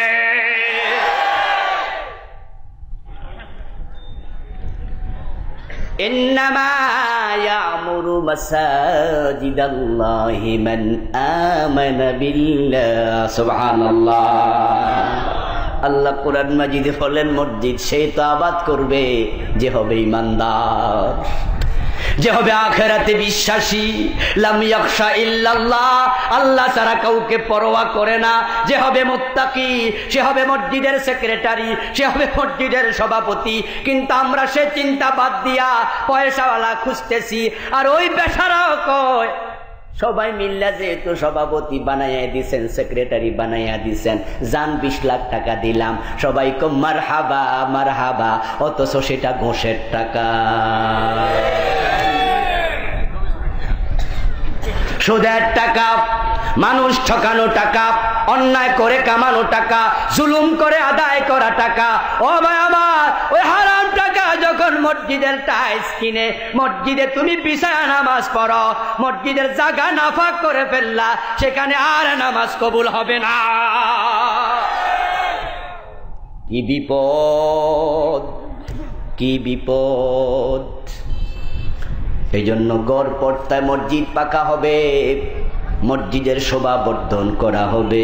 আল্লাহ রাসূল বলছেন এটা কিয়ামতের আলামত। এখন বাংলাদেশে সবাই প্রতিযোগিতা করে কার মসজিদ কত সুন্দর বানানো যায়। অথচ হাদিসে এসেছে আল্লাহর নবী যে মসজিদের খতিব ছিলেন, মসজিদে নববী, রাসূলের সময় সেটা ছিল কাঁচামাটির তৈরি।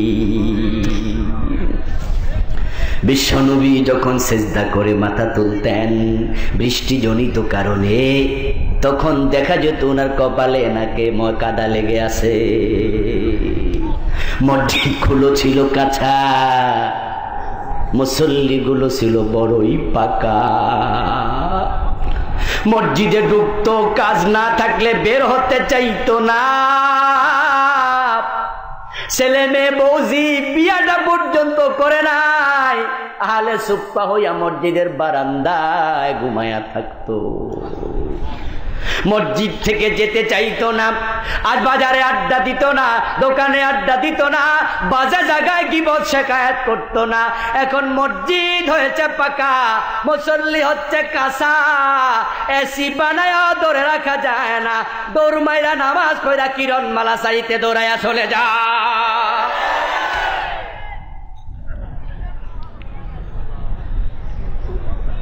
নামাজ শেষ করে আবার জি বাংলার সামনে হাজির। যদি মিস হয় পরের দিন কাজা কাফারা উঠে, এমনও আছে না নাই? নাউজুবিল্লাহ, আল্লাহ হেফাজত করুক, বলেন আমিন। এ নামাজ অন্যায় থেকে কেন ফিরাবে? কেমনে ফিরাবে? শর্ত তো আদায় হয় নাই, সিরিয়াল তো উল্টে যায়। সিরিয়াল উল্টিলে বিপদ যে আছে আপনি তো জানেন। এই যে এখান দিয়ে ট্রেনের রাস্তা, কিছুক্ষণ পরে পরে ট্রেন যাচ্ছে। কি আরেকটা হয়ে গেছে নাকি? আচ্ছা, ও ভাই আমার, ট্রেন যায়, ওই ট্রেন রাস্তার ট্রেনে চড়েছেন, দেখেছেন সামনে থাকে কি? যারা জানেন না তারাও কয়া লাগবো, সামনে কি থাকে, পিছনে কি থাকে?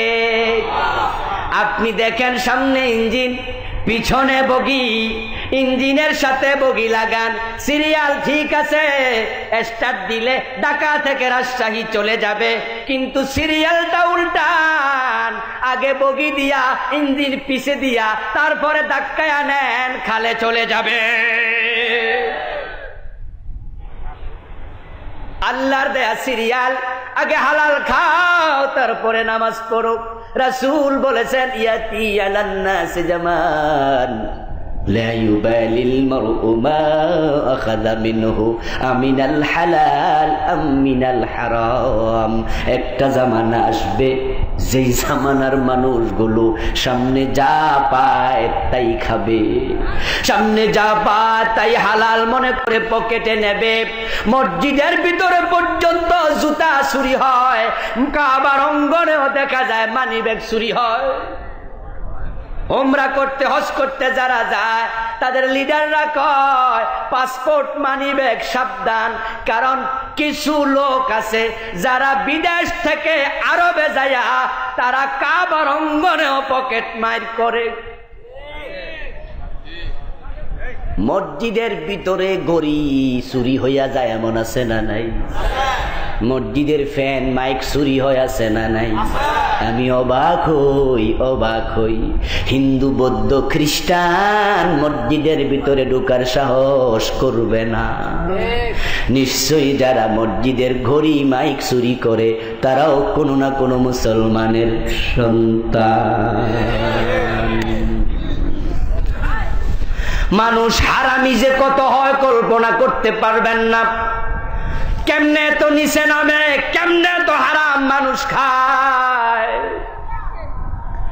আজকে সকালে ঘুম থেকে উঠলাম, জুমা পড়ানোর জন্য সাভারে গিয়ে মসজিদের হুজরায় থাকলাম। ফজর পরে একটা লম্বা ঘুম দিলাম, 10টার পরে উঠলাম। উঠেই দেখি এক ভদ্রলোক হাজির, দরজার সামনে দাঁড়ায় আছে। তাকায় আমি তাকে না করতে পারলাম না, যে সময় নাই, এখন কথা বলবো না, লজ্জা পেলাম। বললাম ঠিক আছে মুরব্বী আসেন ভিতরে। সে ভিতরে ঢুকলো, কি সুন্দর লাল দাড়ি, সে বুড়া দাড়িগুলো রঙিন করেছে আপনার খেজাব দিয়ে, দাড়িগুলোতে মেহেদি দিয়েছে, কি দারুণ চশমা চোখে। পকেটে দেখলাম 2টা কলম, একটা সোনালি। তার গায়ের জামা দবদবে সাদা, স্বাস্থ্য খুব দারুণ।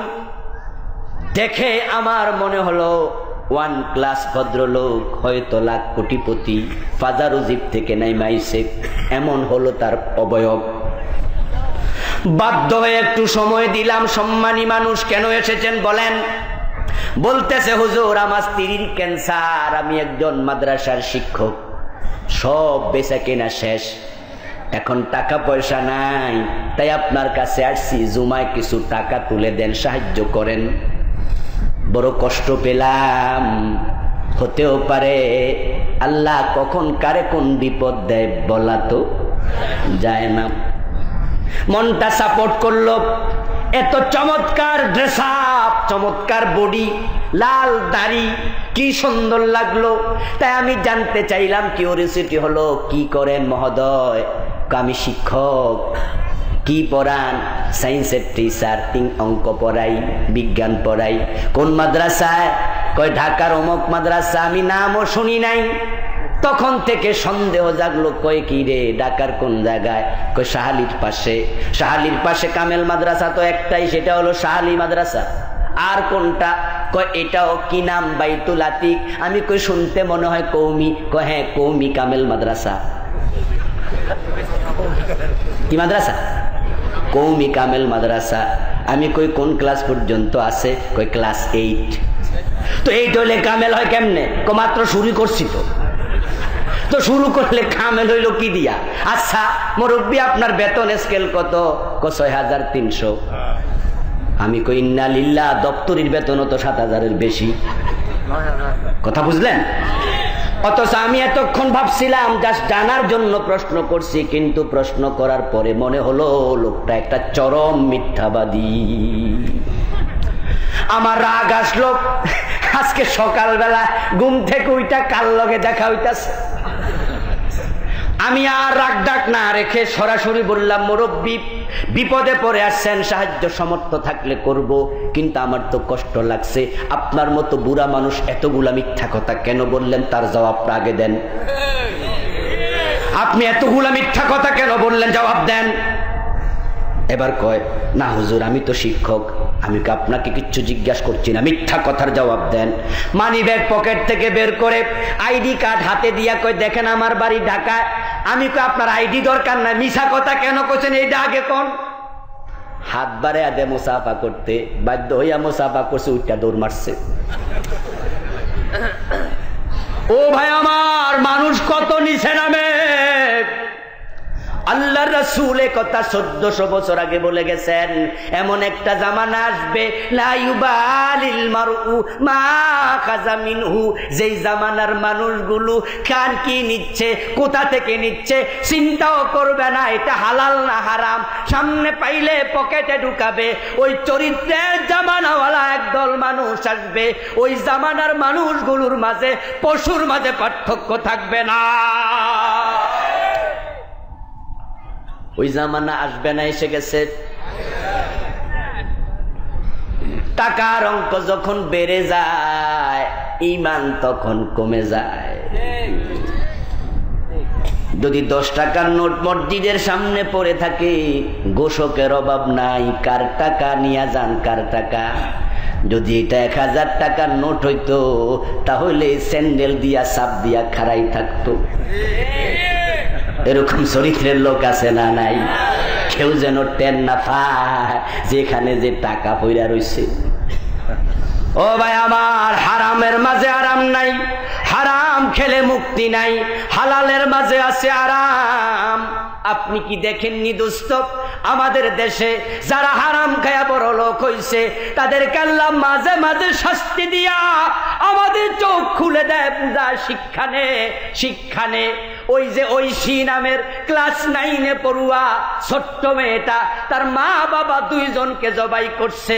আমরা হয়তো আশ্চর্য হয়েছিলাম কেমনে ছোট্ট মায়া মা বাবাকে জবাই করে, কিন্তু যখন পরে পত্রিকায় দেখলাম ওই মেয়েটাকে তার পুলিশ অফিসার বাবা প্রতি মাসে 50,000 টাকা হাত খরচ দিত।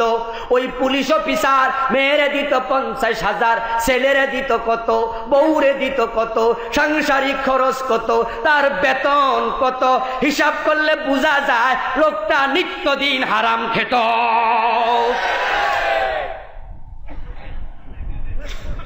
আর তার ঐশী নামক মেয়েটা হারামের ফসল। হারামের মাঝে আরাম নাই, কি ভাবছেন আপনি? ওই ফাজারুজি পেছরা মানুষটা বড় সুখে আছে, ওই 5 তলা বিল্ডিং এ এসি রুমে যে আছে সবাই বুঝি সুখী? না না, যারা হালাল ভাবে চলে তারা সুখে আছে।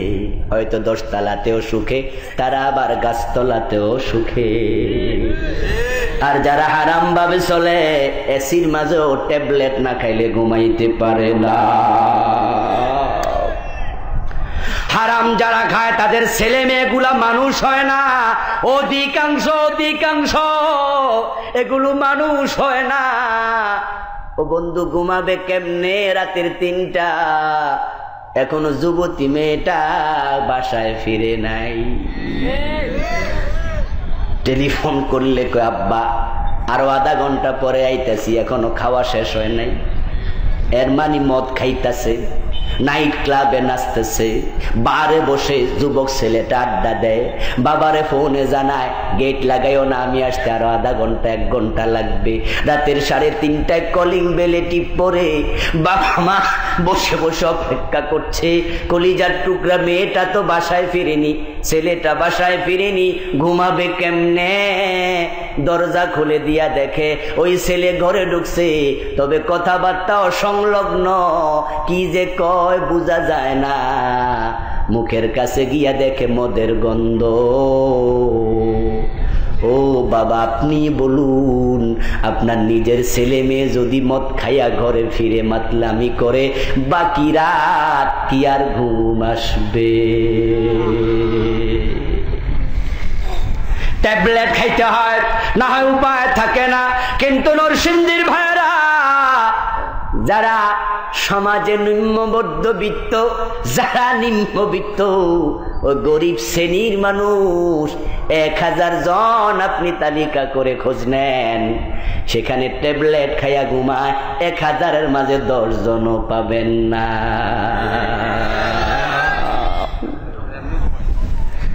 ওরা এমনে ঘুমায়, এমনে ঘুম এসে যায়। ওই গরিব রিক্সাওয়ালা, দিন মজুর, কুলি, ঠেলাওয়ালা, যারা দেহের ঘাম পানি করে নিজে টাকা কামাই করে, ও লোকগুলা হয়তো সবাই নামাজি না, হয়তো সবাই রোজাওয়ালা না, এটা ব্যক্তিগত জীবনের ত্রুটি, ফারায়েজে ঘাটতি, কিন্তু তারা হারাম কামাই কম করে, তাই তাদের ব্যক্তিগত জীবনের দিকে তাকান, স্বল্পে তারা তুষ্ট। রিক্সাওয়ালা 500-700 কামায়, কিন্তু কোনোদিন যদি 1000-এর বেশি হয়, সেদিন সে নিজকে উইলিয়াম বিল গেটস মনে করে। যদি 1-1.5 কামাই ফেলে, 10 টাকা 20 টাকার নোট, বুক পকেট ফুল্লা রইছে, ফ্যান্টের পকেট 2টা ফুলা, হে মাঝে মাঝে ধরে আর মজা করে, বাহ আজকে জনমের মতো কামাইছি। তার মন খুব প্রশান্ত। তাই সে আবার মাগরিবের পরে ওই পকেট ভর্তি 20 টাকা 10 টাকার নোট নিয়া বাড়ির দিকে চলে। পিছন থেকে রাস্তার পাশে দাঁড়ায়া ডাকে, এই খালি আমার এনে, তাকায়া কয় আজগানা। সুবহানাল্লাহ বলেন। তার তুষ্টি আছে, স্বল্পে তুষ্ট, কানাত আছে। কে ধনী? টাকাওয়ালাই ধনী নয়, যার মনে ধনিত্ব আছে। আল গিন্নামাল গিনা গিনান নাফস, যার মন তুষ্ট সেই প্রকৃত ধনী। সে এখন এই টাকা পকেটে নিয়ে খালি রিক্সা চালায়া চলে যাচ্ছে। একটু সামনে যায়, শোনা বন্ধুরে কইয়া এমন গান টান মারে, তার সে সুখী লোক মনে হয় এলাকায় আর নাই। ম্যাডাম ঘরে টের পায় বস আসতেছে, প্রিপারেশন নিয়ে থাকে, গটি বাটি পুরাইয়া পানি নিয়া, ওই গামছা হাতে নিয়া অপেক্ষা করে স্বামীর জন্য। স্বামী যায় বাড়িতে, রিক্সা থেকে বাপ সাপ ধরে নামে, বউ অপেক্ষা করছে একবারে সদর দরজায় দাঁড়ায়া। সুখের অভাব কেন হবে? ওই স্ত্রীর চেহারার দিকে তাকায়া পুরা দিনের ক্লান্তি তার দূর হইয়া যায়। কিন্তু হাজারো কোটিপতি আছে, রাতে 8টা বাজে অফিস থেকে ফিরে, ব্যবসা থেকে ঘরে যায়, রাতের 10টা বাজে গিয়া দেখে সুন্দরী বউটা করে নাই।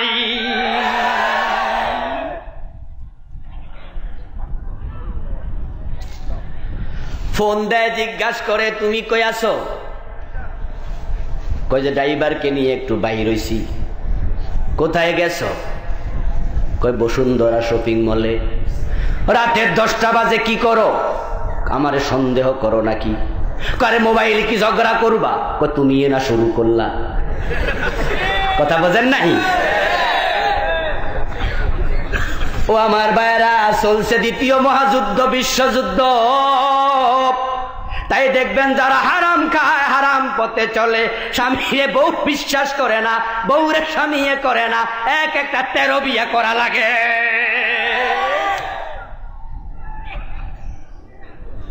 ওই যে পত্র পত্রিকায়, সোশ্যাল মিডিয়া দেখেন না, এক নায়ক আর এক নায়িকারে ছাইড়া দিচ্ছে। কত রকমের বিচার বৈঠক চলতেছে, এত টাকা মহারানা 1 কোটি বাড়াইয়া দিছে, আরো কত কিছু। কারণটা কি? কারণ হলো হারামির মন চোর চোর চোর, নিজে যখন হারামি কাউকে বিশ্বাস করে না। ও আমার মুসলমান ভাইয়েরা, হারামে আরাম থেকে রিক্সাওয়ালার আরাম দেখেন হারাম নাই, তাই সে ঘরে আসে, বউ আগে হ্যাঁ মাটির মাঝে পুরান বিছনা বিছায়া দেয়, সারাদিন মাটি কাটছে, সারাদিন ধান কাটছে, সন্ধ্যাবেলায় ঘরে গেছে, বউ বিছনা বিছায়া দিছে, ওই সেরা বাংলা বিছনায় বসে 5 প্লেট 6 প্লেট টানা খাইয়ালায়। কথা কইলে কই পরে আগে খাইয়া লই, ঠিক না? কয় যে টাকারই যে কামাইছেন আজকে কত, কাল থাম খাইয়া। আলহামদুলিল্লাহ, একসাথেই আধা কেজি 1 কেজি চাইলের ভাত পর্যন্ত খাইয়ালায়, যেটা অনেক কোটিপতি 1 মাসও খাইতে পারে না। কারণ যারা হারাম খায় তাদের ওই হারাম টাকার সাথে আল্লাহ একটা তালা ফ্রি দিয়া দেয়, মাগনা দেয়। ওই তালাটা মুখে লাগাইয়া দেয়, ডাক্তারের মাধ্যমে চাবি লাগাইয়া দেয়। ডাক্তার কয় দুপুর বেলা খাইবা 100 টাকা চালের ভাত, রাতে খাইবা রুটি 3 ভাগ কইরা 1 ভাগ, এর চেয়ে বেশি খাইবা মইরা যাইবা। সকালবেলা শুধু দৌড়াইবা, ঠিক না? বিকাল বেলা শুধুমাত্র খাড়াই থাকবা, এরকম করবা সারাক্ষণ। কয় কি হয়েছে? কয় ব্লক হয়েছে, এই হয়েছে, ওই হয়েছে, হার্টে সমস্যা, খাওয়া বন্ধ, 1000 কোটি টাকা দিছে, 1 টাকাও সাথে নিতে পারবা না, আবার খাইতেও পারলা না, কিন্তু হাসরের দিন তোমারে জবাব দিতে হবে।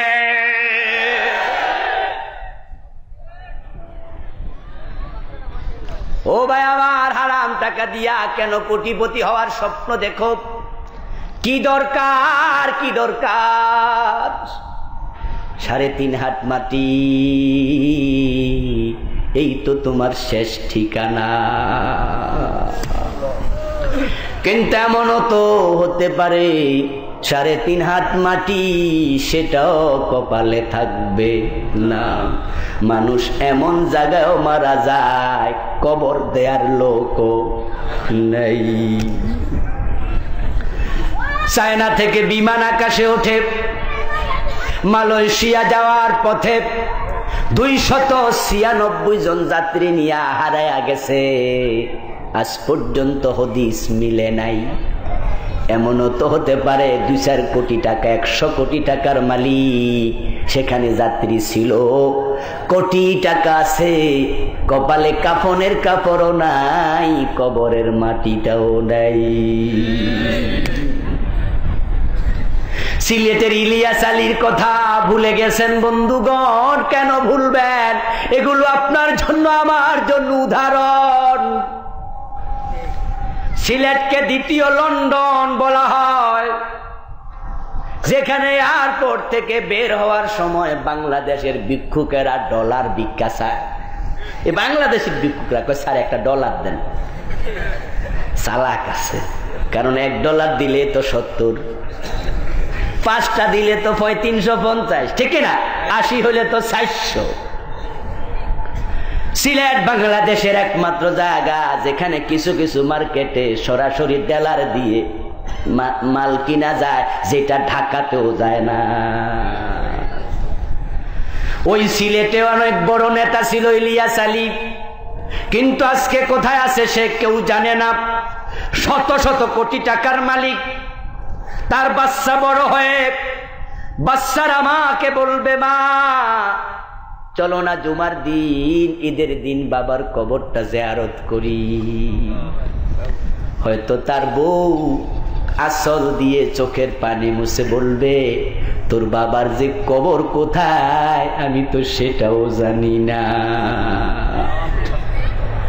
সে অবস্থা আপনার হবে না, আমার হবে না, কে জানে? ও ভাই আমার, তাহলে হারাম অন্যায় করে জায়গা জমিন কেন কিনছেন? বোনের জায়গাটা বোনকে কেন ফিরাইয়া দেয় না? কেন দেন না? বাবার সম্পত্তিতে আপনার হক 2 গুণ, আল্লাহ আপনার বোনকে দিছে 1 গুণ।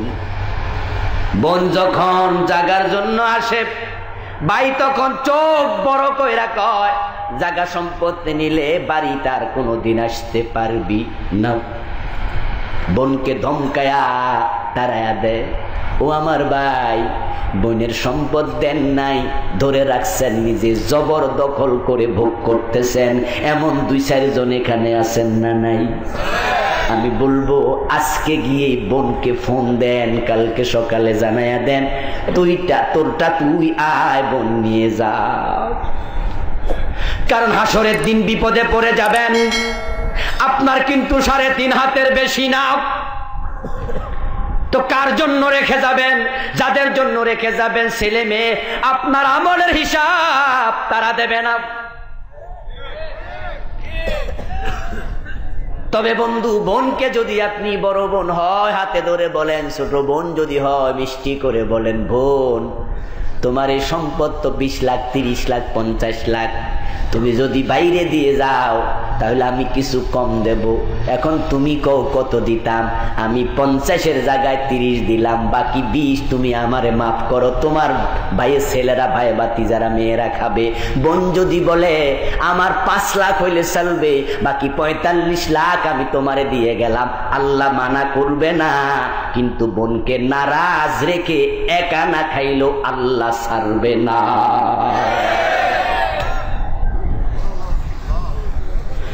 বিয়ে করছে, বউয়ের মহারানা দেয় না, এমন লোক আছে না নাই?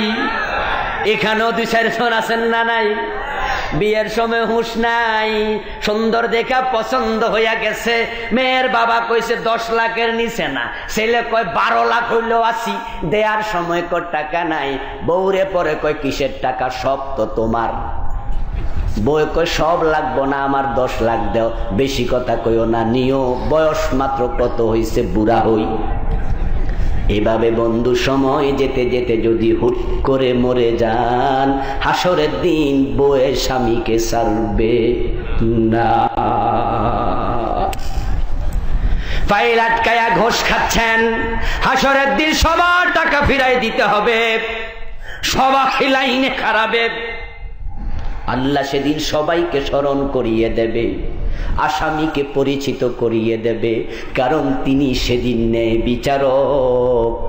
তাই নিজের আমল নামার সওয়াব তাদেরকে দিয়া মুক্তি নেয়া লাগবে। কারণ আল্লাহ বলবে তুমি তো 10,000 পাইবা, লোকটা গিয়ে বলবে হ্যাঁ ভাই, আপনাকে সরকার চাকরি দিছে, ফাইল সিগনেচার করে ছেড়ে দেবেন, কিন্তু আপনি ফাইল আটকায়া আমার 10,000 নিছেন, টাকা দেন। কোত্থেকে দেবেন? কোত্থেকে দেবেন?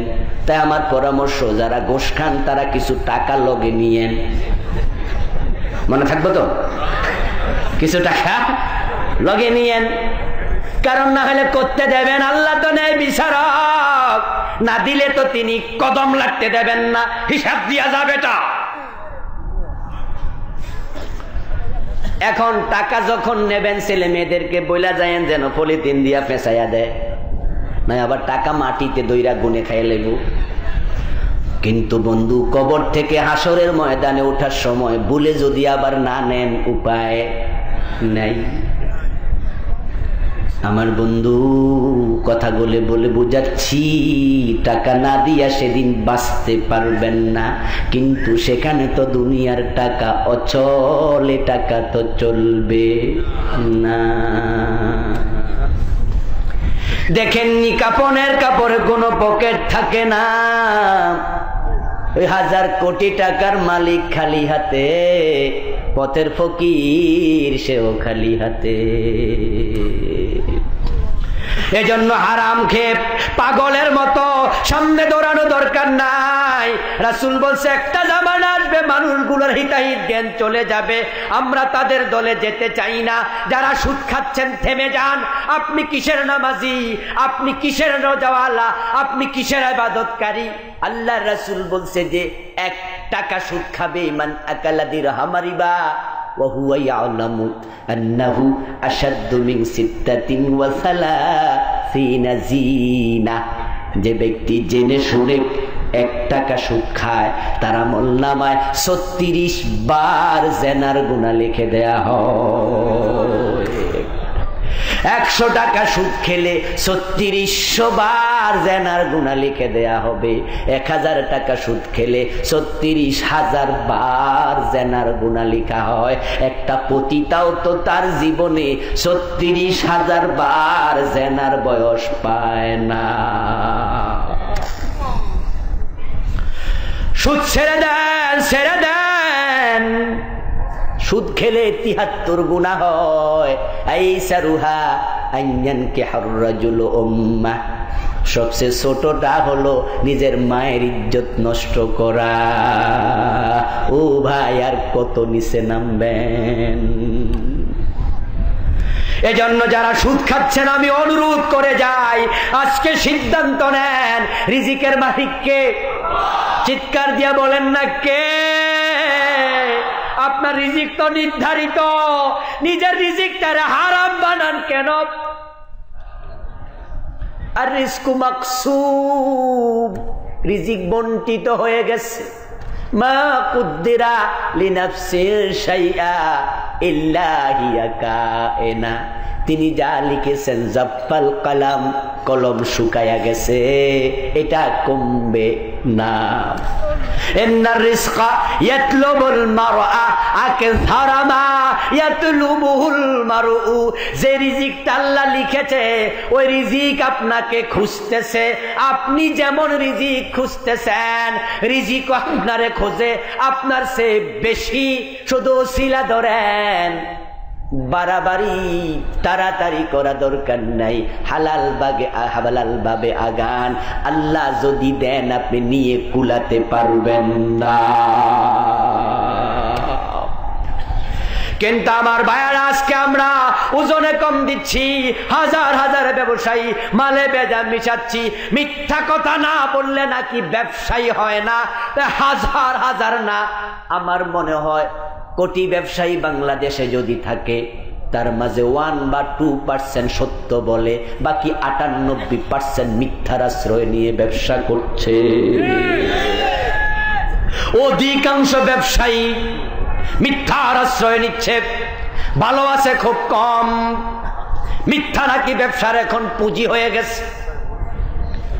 মানুষকে ঠকায় আপনি নিজকে চালাক ভাববেন না, কিন্তু আজকে তো মানুষ সেটাই ভাবে।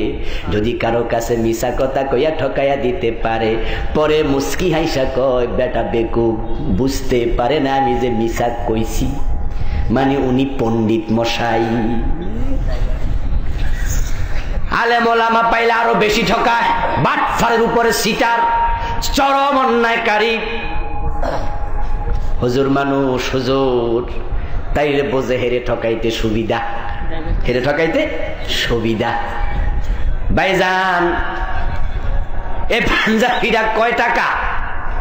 হুজুর 1200। আপনার লাইগা, আপনার লাইগা, কার লাইগা? কথা কয় না। কিভাবে বলতেছে? মনে হয় যেন আমার সাথে চিরদিনের বন্ধুত্ব। হুজুর এটা আপনার জন্য, আপনার লাইগা 1200। হ্যাঁ মিয়া কোন কি 800 টাকার জামা 1200 হয় কেমনে? হুজুর কিনছি তো 900 দিয়া। দিছে একটা কাঠ দে 900 নিচে আইয়েন কেমনে দেখি। এখন আমরা তো সহজ সরল মানুষ, চেহারা দেখে আমরা মনে করি সে আমারে এত ভালোবাসে, মহাব্বত করে। আবার দোকানের কর্মচারী কয়েক কাপ চা আন তাড়াতাড়ি।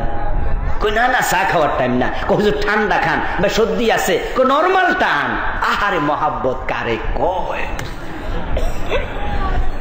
আমি তখন ভেবে চিনতে বলি 900 টাকা কেনা হলে দোকান ভাড়া, বিদ্যুৎ বিল, কর্মচারী, পুঁজি খাটানো, ঠিক আছে ভাই 50 দিলাম, 950 দেন। বেটা প্যাকেট কইরা আমার হাতে তুলি দিয়া আবার কয় হুজুর দোয়া করেন। আমি তো আরো খুশি, কত সম্মান করছে আমারে। ওই দোকানের ছোট বাচ্চাটা তাকায় আছে হাঁ কইরা, মশা ঢুকলো হয়তো টের পাবে না, কারণ সে আশ্চর্য চাচা এত মিছা কথা কয় কেমনে হুজুরের সাথে। কারণ ওই ছোট্ট ছেলেকে তো বাড়ির পাশের খালাতো ভাই দিয়ে গেছে, আপনার বাতিজারে দিয়ে গেলাম, একটু ব্যবসাটা শিখায় দেন, পেটে বাতে বেতন লাগবে না। এখন ছেলে তো চাচার কাছে ব্যবসা শিখতেছে। সে যখন দেখে চাচা 13টা কথা কইছে, 13টাই মিছা কথা কইছে, সে তো অবাক। হুজুর বের হইয়া যাওয়ার পরে এখন বাতিজা জিজ্ঞাসা করে, চাচা এটা তো 500 দিয়া কিনছেন, 900 কেমনে কইলেন? পিঠে থাপ্পড় দিয়া হাসি দিয়া মহাবিজয়ের স্বাদ নিয়া কয়, বাতিজা ব্যবসা শিখ। তোর বাবা আমার কাছে দিয়া গেছে, ব্যবসা কেমনে শিখা লাগে শিখ। ও ভাই, হুজুরদের মুখে সব সময় চিরদিন সাদাকায়ে জারিয়ার ওয়াজ শুনছেন, গুনায়ে জারিয়াও কিন্তু আছে। ওই ওয়াজ বাংলাদেশে কম। কাউকে ভালো কিছু শিখাইলে যদি কবরে থাইকা সওয়াব পাওয়া যায়, খারাপ কিছু শিখাইয়া গেলে কবরে থাইকা গুনাও পাওয়া লাগবে। আদালু আলা শাররি কাফাইলিহি। ওই যে পাশের বাড়ির বাতিজারে আপনি ব্যবসা শিখাইছেন না বাটফারি শিখাইছেন? হেতে তো শিখবে এখন থেকে, যত হুজুর ভাই তত মিছা কথা বেশি কইব, ঠিক না? ও বন্ধু আমার, এবার হুজুর চলে গেছে, উনি তো মনে মনে খুশি। দেখছো হুজুর মানুষ সহজ সরল, বোঝে না কি মজা, কি মজা। এক ধাক্কায় 450 লাভ। আমি বলছি, দোস্ত তোমার মতো বেকুব পৃথিবীর কয়জন আছে?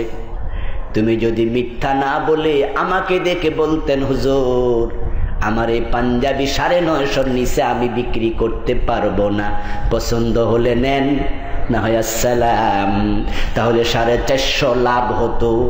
কিন্তু তুমি মিথ্যা বলাতে টাকাটা পুরা হারাম হয়ে গেল।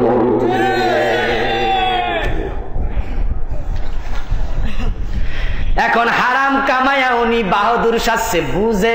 আমি বলবো না ভাই তুমি চালাক নয়, তুমি হলা বিশ্বাসঘাতক। ওই আলেম ওলামা তোমার মিথ্যা কথাটাকে বিশ্বাস করেছিল, কিন্তু তুমি বিশ্বাসের মূল্য দিতে জানো নাই। হাসরের দিন মানুষ যখন হাসরের মাঠে যাবে, রাসূল বলেন হুফাতান ওয়াউরাতান ওয়া গুরলা, মানুষ যাবে খালি পায়ে খালি গায়ে। কিন্তু কিছু মানুষ হাসরের দিন যখন কবর থেকে উঠবে, তাদের গলার মাঝে পাহাড় পরিমাণ মাটি আল্লাহ রশি দিয়া বাইন্দা ঝুলাইয়া দিয়া বলবে, এটা টাইন্না টাইন্না হাসরের মাঠে নে।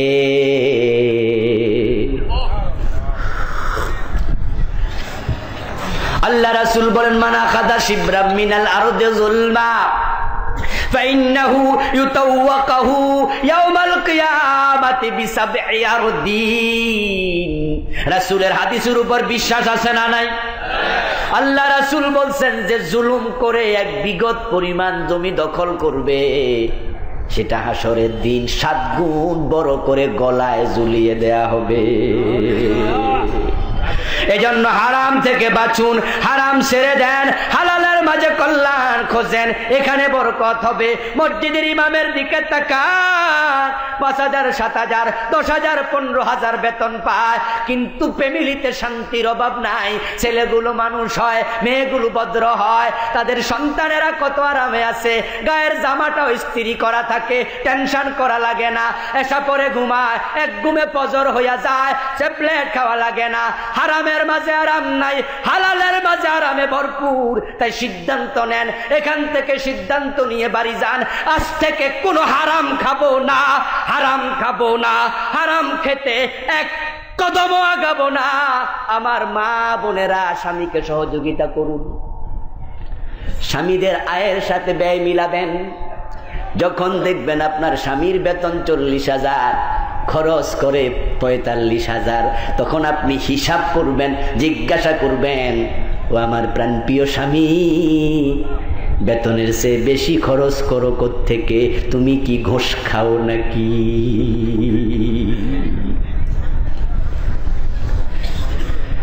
আপনার স্বামীকে আপনি জিজ্ঞাসা করবেন বিনয়ের সাথে। স্বামী যদি চুপ করে থাকে, বুঝে নিয়েন ডাল মে কুছ কালা হে। স্বামী যদি মুখ ফুটে বলে হ্যাঁ তা তো আমি কিছু খাই, ও মা, ও আমার প্রিয় বোন, আমি আপনাকে বলছি আপনি স্বামীকে বলে দেন আমরা দুনিয়া চাই না আখিরাত চাই, কম খাবো তুষ্ট থাকবো, কুড়ে ঘর যথেষ্ট, আলিশান বিল্ডিং দরকার নাই। আপনি আপনার স্বামীকে সুদ থেকে মুক্ত করুন, তাকে বলুন আমাদের মাছ কুরমা পোলাও দরকার নাই, আমরা ওই সামান্য ভাজি ডাল দিয়ে আমরা জীবিকা চালায়া নিতে চাই, তুমি সুদ ছেড়ে দাও, গোশ ছেড়ে দাও, তুমি ব্যবসা হারাম কামাইও না। এই সিদ্ধান্ত নিয়ে যদি আমার মায়েরা, আমার বোনেরা, আমার ভাইয়েরা বাড়ি যেতে পারি, ওয়াজ কাজে আসবে, ওয়াজ কাজে আসবে, না হয় তো শীতের মাঝে কষ্ট করে ওয়াজ শোনার এক আনাও দাম নাই। তা আমরা হারাম খাবো না, হারাম খাবো না, এই সিদ্ধান্ত নেওয়া জীবনে দরকার আছে না নাই? হারাম থেকে বেঁচে থাকা দরকার আছে না নাই? আল্লাহকে একটু দেখান সিদ্ধান্ত নিয়া কে খেয়ে হারাম খাবেন না, একটু হাত তুলে দেন দেখি। নারায়ে তাকবীর, নারায়ে তাকবীর। আল্লাহ আমাদের হাত কবুল করো, আল্লাহ আমাদের হাত কবুল করো, আল্লাহ আমাদেরকে হারাম থেকে বাঁচার তৌফিক দাও, আমাদের হালাল জীবিকায় বরকত দাও, আমিন আমিন। আমার ভাই সেজদা গিয়ে তাহাজ্জুদের সময় দোয়া করে, হাত নামান, সেজদা গিয়ে তাহাজ্জুদ দরখাস্ত করেন, তাহাজ্জুদের সেজদায় চোখের পানি ছেড়ে দিয়ে বলেন প্রভু আমাকে তুমি ছেলে দিলা, মেয়ে দিলা, আমার বেতন তো বাড়লো না, তাহলে আমি চলবো কেমনে? তুমি বাড়াইয়া দাও। আমার ব্যবসা তো বরকত হয়নি, তুমি বরকত দাও। মেয়ের বিয়ের বয়স হয়েছে, টাকা দাও, কোত্থেকে আমি দেব? সেজদা গিয়া আপনি একটু চোখের পানি ছেড়ে দিয়া দরখাস্ত করেন না, প্রতিদিন করেন। আমি বলছি ভাই আল্লাহ যদি খুশি হইয়া রিজিকের দরজা লাগবে না, যদি জানালাটা খুলে দেয় আপনি নিয়ে কুলাতে পারবেন না। পথের ফকির কোটিপতি হয়ে গেছে, আছে না নাই? আল্লাহর কাছে চান আল্লাহ তৌফিক দান করুক আমাদের, আমিন। হাদা মা ইনদি ওয়াল ইলমু ইনদাল্লাহ।